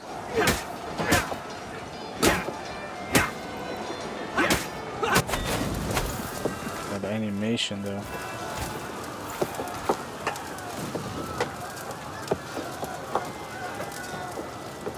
Your army is attacking an enemy holding. Click on the highlighted icon. So they're retreating. I'm afraid of clicking accidentally on something.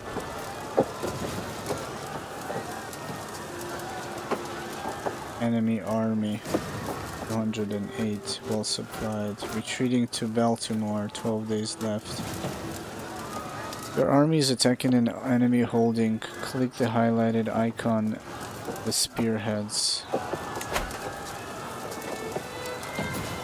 You need to win sieges to win most wars, as they increase your war score. Whenever a siege is won, it takes a few rounds of attack. The area will become occupied, changing its regular look on the map from a solid color to stripped colors when zoomed out.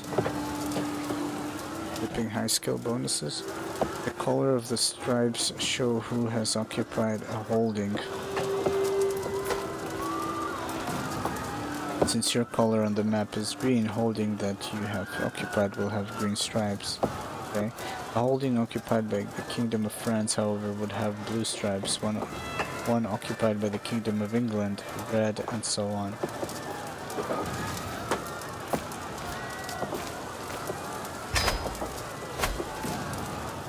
To get an idea of who's winning in a war, you can always look at have the war score in the lower right corner. It goes from -100 to +100 and changes based on battles and sieges won or lost, as well as territory occupied. At 100 war score, you can force the other side to accept your peace offer. Conversely, at -100 war score, they can force you to accept their peace offer.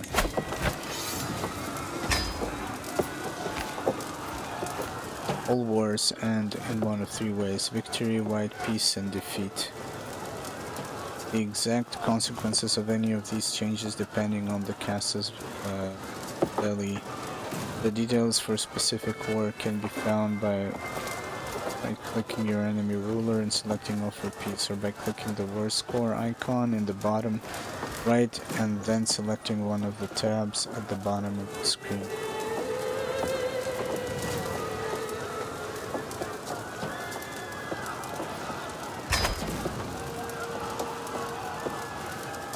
Let's see.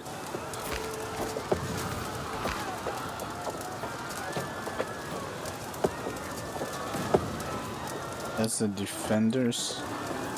That's the whole really weird. Wait a minute.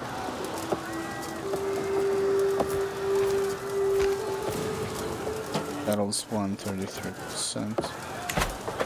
Those. So he's retreating there, and we are doing this.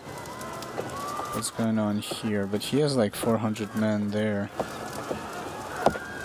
Maximum 10 months left.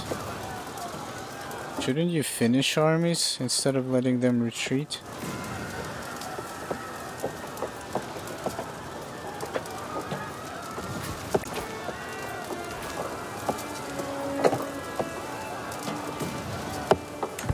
No?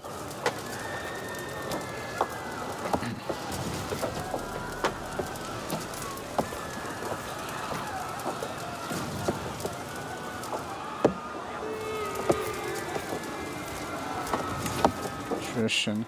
Armies can suffer from attrition, which is when soldiers are lost due to desertion, disease, or starvation. Attrition occurs when an army is out of supplies, besieging a fortified holding, or moving from one hostile county into another if the target location doesn't border a county already under control. Only if they are dangerous to you. Okay, gotcha.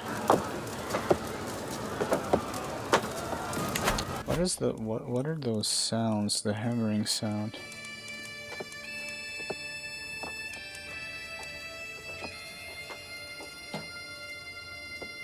Ironman mode. Game files that affect gameplay are modified. Game rules.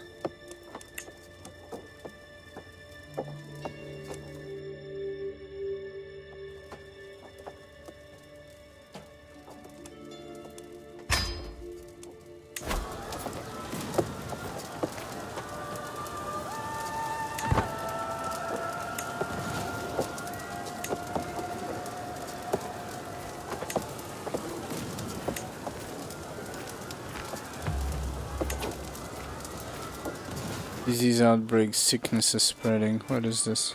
Every 20 days a new siege event occurs. But is it happening inside the castle? Supplies fully stocked, no effect. No effect on the siege. Sickness spreading. Siege progress plus 10%. Oh, it's happening in the walls, right? Walls intact.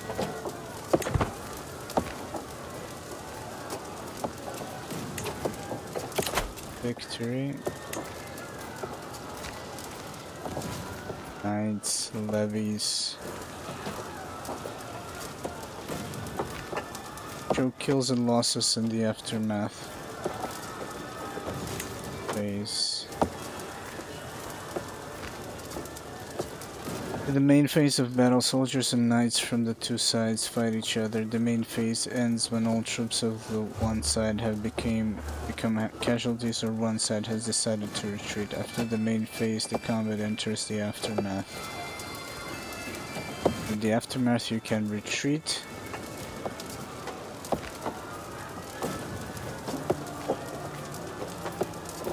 Okay. So pursuit is the aftermath. They retreat. It's okay. This? wetlands, supply limits, development growth. There's a lot of numbers that come into play. Survivors.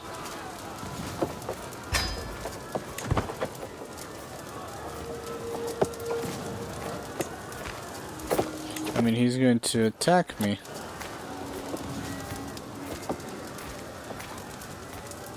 Does the garrison sally out? Select your besieging armies. Select holding.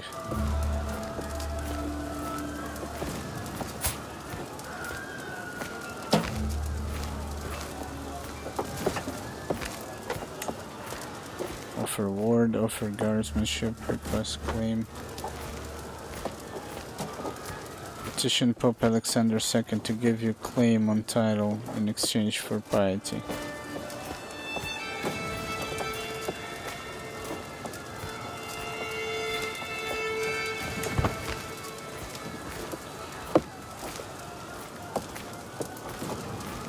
Oh, if you try to attack the garrison, let's see.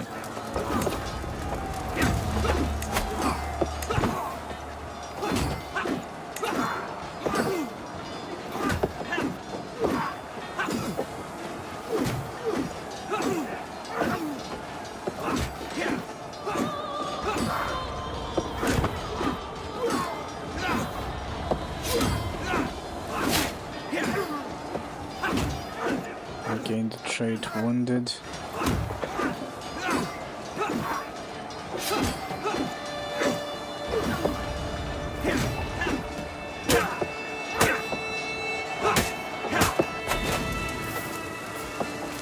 Retreating again, but didn't that break the siege or some shit?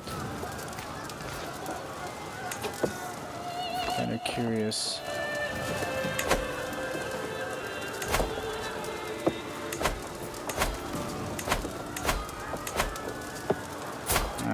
This guy here. Oh, if you win, doesn't break the siege. Dread loss, severe penalty, health trait. Merchant has been wounded, but will probably heal fine given time.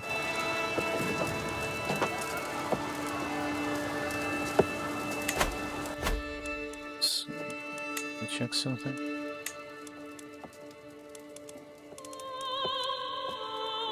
Okay. Don't know if this is much better. Did it increase? I mean, it kind of is a bit easier to find shit, I don't know. Yeah. I noticed that, that's why I wanted to increase to see if it will increase his face, but I don't think it did.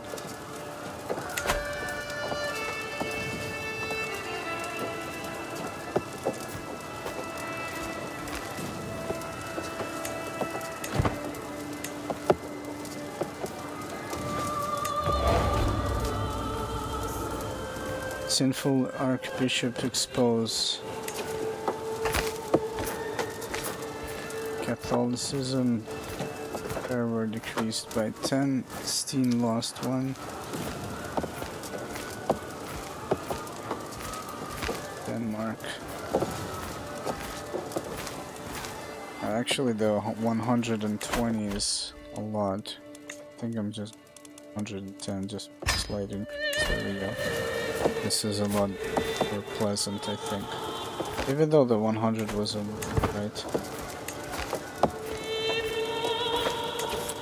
Siege progress. Siege will last at least 6 months more. Why is this guy suiciding into me though?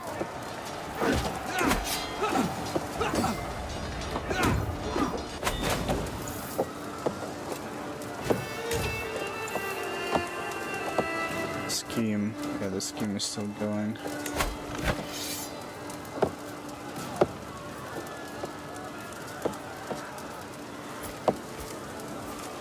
Enforce demand. Oh, we cannot enforce it just at 100 points.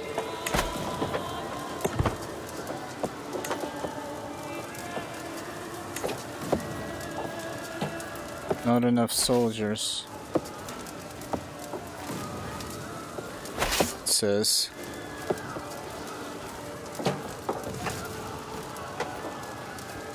The siege will not progress because the besieging army is smaller than the garrison. There we go. Now my siege is fucked. So how can we replenish soldiers? Do I need to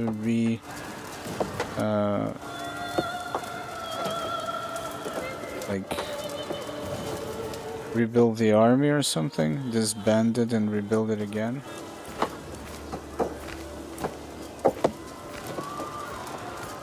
I guess I should probably kill him again and then I can enforce my demand or some shit.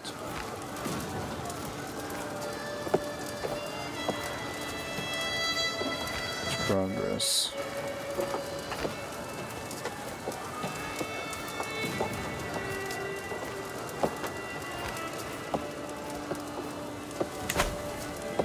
What do you mean move back? Do you go like back? Do you need to disband it, or you can go back into town and they will start regenerate troops or some shit like that? Actually, I'm curious what it says about the army here. Supplies 100. Okay.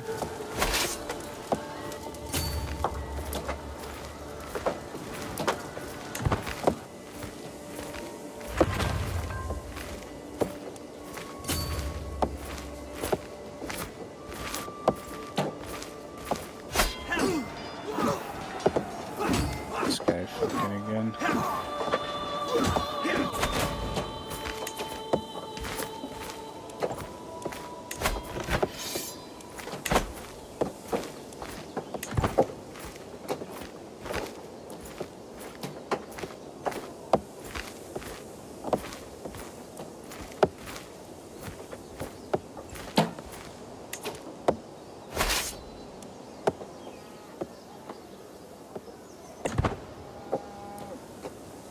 Doesn't seem like it is regenerating. Do I need to do something? Let's see. Split off to new army, split in half. Split, disband. Cannot disband while around, cannot attach. Army to itself. Let's see. Terry, Hazel armies.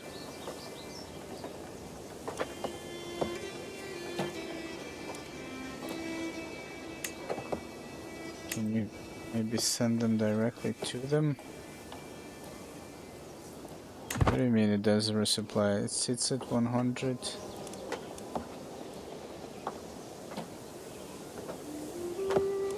Oh, it is resupplying, it's taking longer. Yes, you're right. No, I don't want to raise another one, so I don't know. That means decent quality. Yeah, it's taking longer than I thought. I thought it's like... She's pregnant, okay.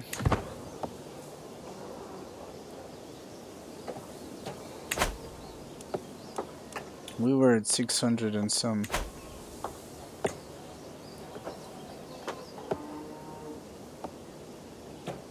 $606, I think. Yeah.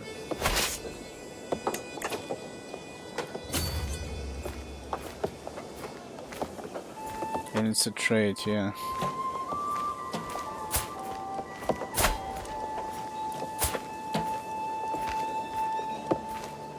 Prowess -2. Irritable.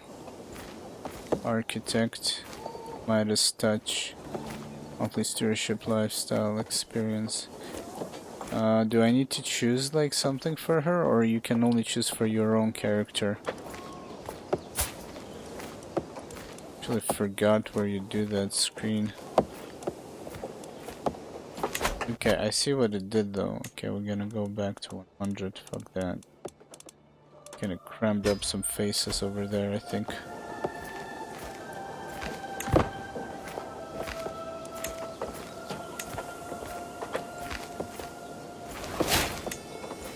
The trait wounded. Good.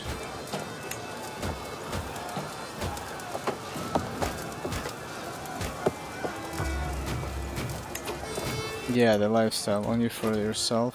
Okay. Yeah, I wanted to see also. It was where did we click then?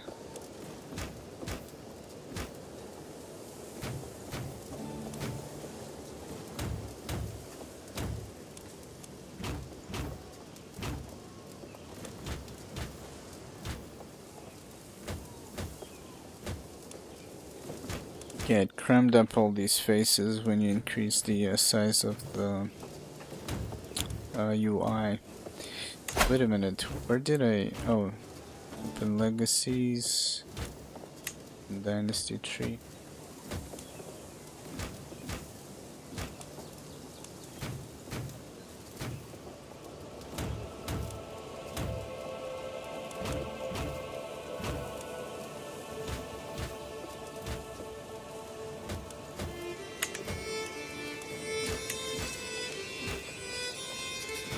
Alright.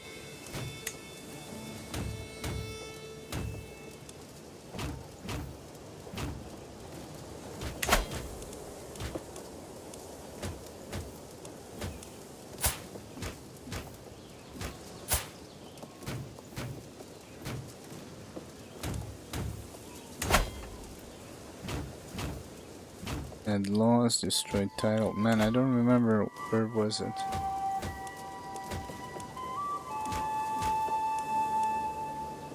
It was here somewhere. The thing with the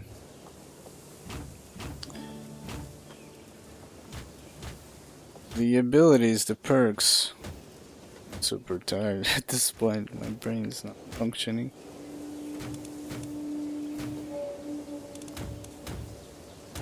Where do you look? I'm just curious to see. Isn't there like supposed to be experience gained? Yeah, lifestyle. Oh my god, that fucking word. Yes, thank you.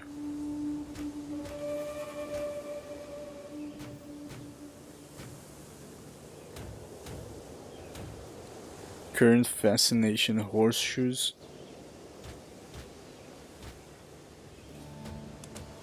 This one?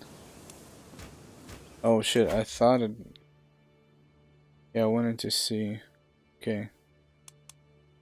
Remember this, so it's basically here. Thank you.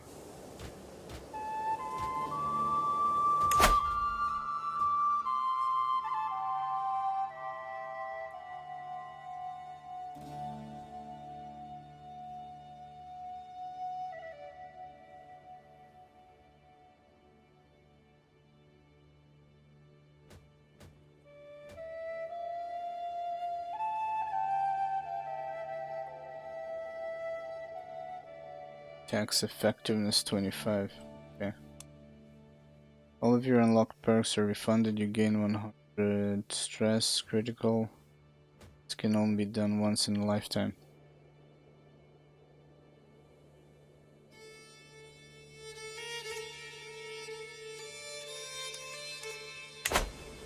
Okay, I just wanted to check that.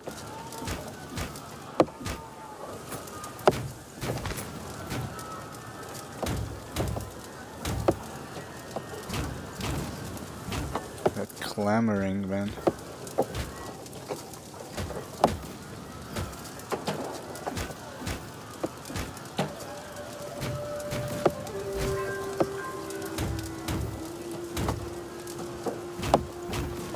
Oh, so that scheme actually came to fruition.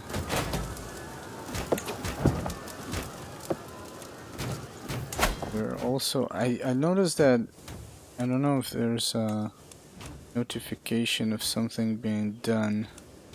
Like how long, this was 3 years, did 3 years pass? Seems like it finished, right?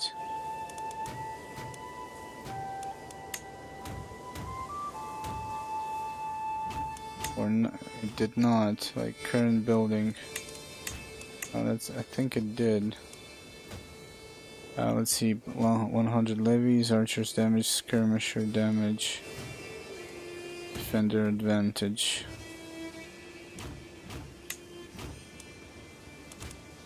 What is this?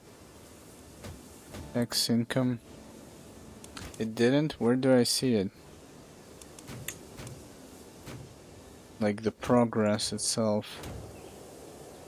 3 years did not pass, I know for sure, yeah. But I'm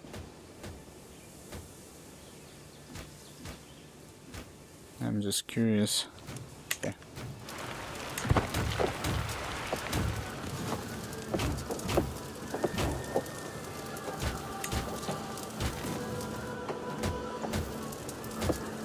I don't see anything moving actually. Let's see. So if we upgrade this, supply limit, building construction cost, and tax income.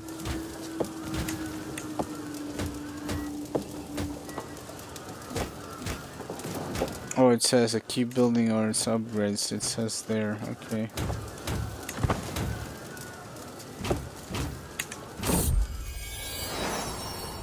My son. Grayson Bridget. Lisa Ann has given birth to a perfect little son. Who will you become, my child, and what shall I call you? Gonna have some fun. First son is gonna be Sin Magic. We'll see how that goes. Who knows, we might hang him, he might hang us. After ancestor. Good Catholic name. A good Irish name. Name after family member. What do you click?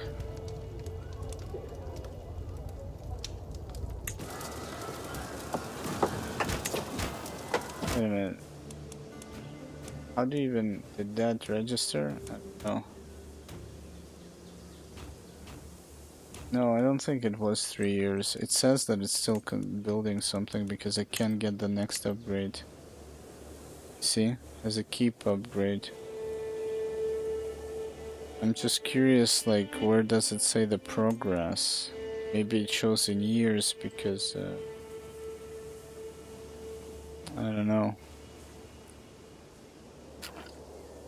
So wait a minute, if you go here, how can you see... What the fuck? Sin Magic Mac Merchant? What a name.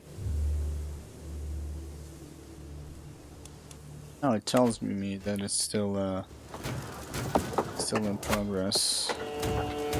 It's lookout towers, and if I want to upgrade this, it says that there is an upgrade. Keep building or its upgrade.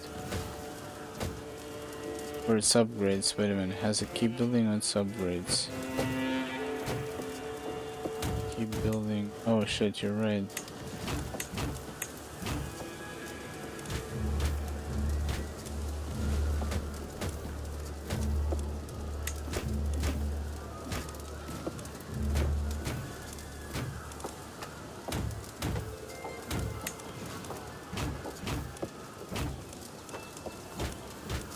I'm not sure. Let's see what this is. I can upgrade this, but here the Irish culture has the battlements innovation.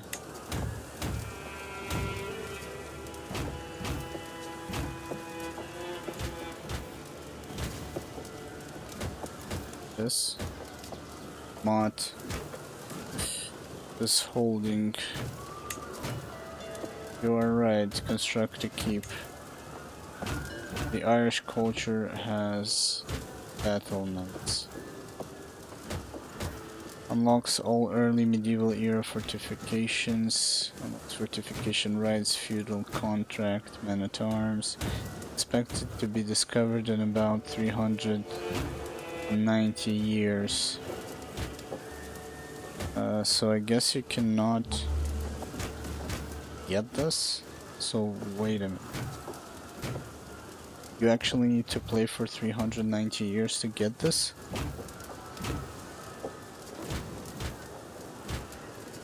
Or is it related to how you...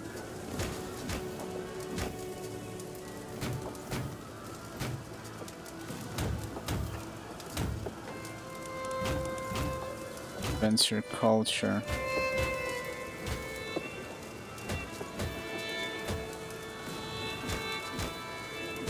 Where did we see that?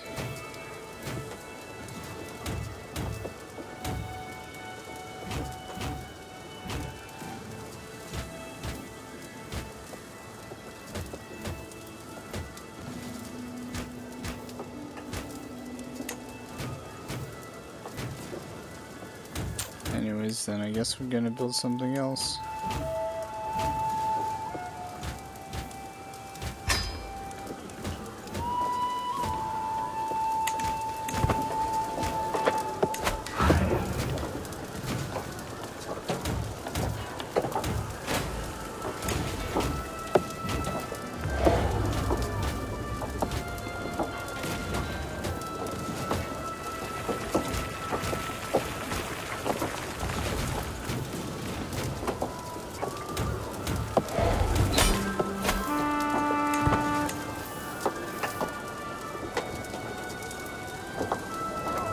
score is 100, you are now able to enforce your demands by clicking the war score icon to open the war view and then selecting the enforce demands tab. You now control Desmond, you get 34 gold.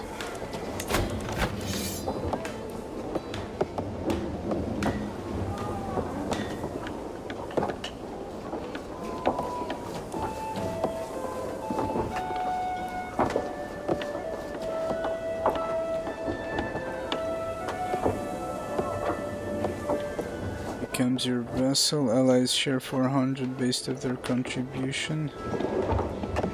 Prestige increases his opinion of his allies based on their contribution. Spends 40 prestige, you gain 40 fame. Your allies share 400 prestige on their contribution.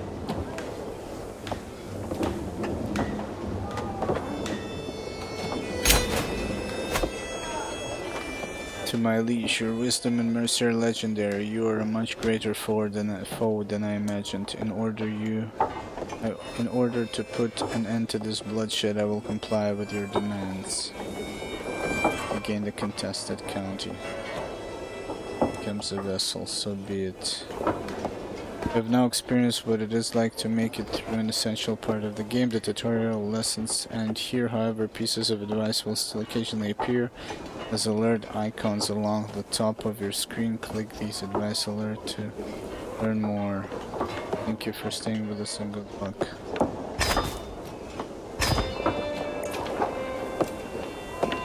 Okay, the thing is, it's actually super late. I'm gonna save now, and tomorrow morning we're gonna dive into this. This was, well, I'm not that quick reading part and understanding, so yeah, quite a long tutorial. There are many things you could do now that you have dipped your toes in some of the essential systems. Crusader Kings III is about setting your own goals. If you want a suggestion, we recommend you to try become the king or queen of all Ireland. War is not the only way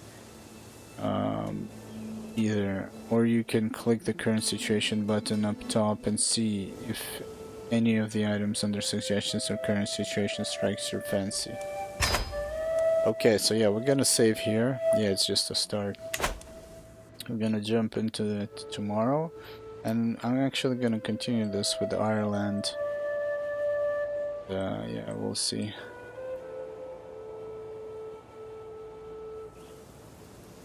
So yeah, thank you for joining me this evening.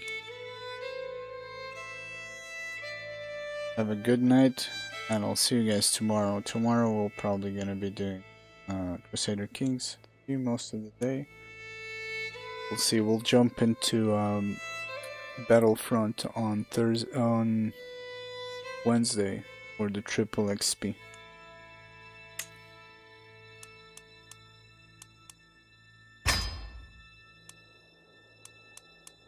See ya, man. Switch. Can change game rules. Oh shit, there is also difficulty.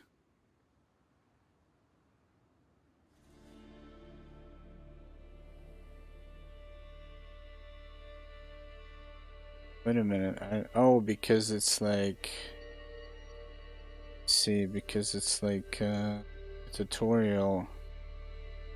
Can later also change the settings of the game. That's pretty cool.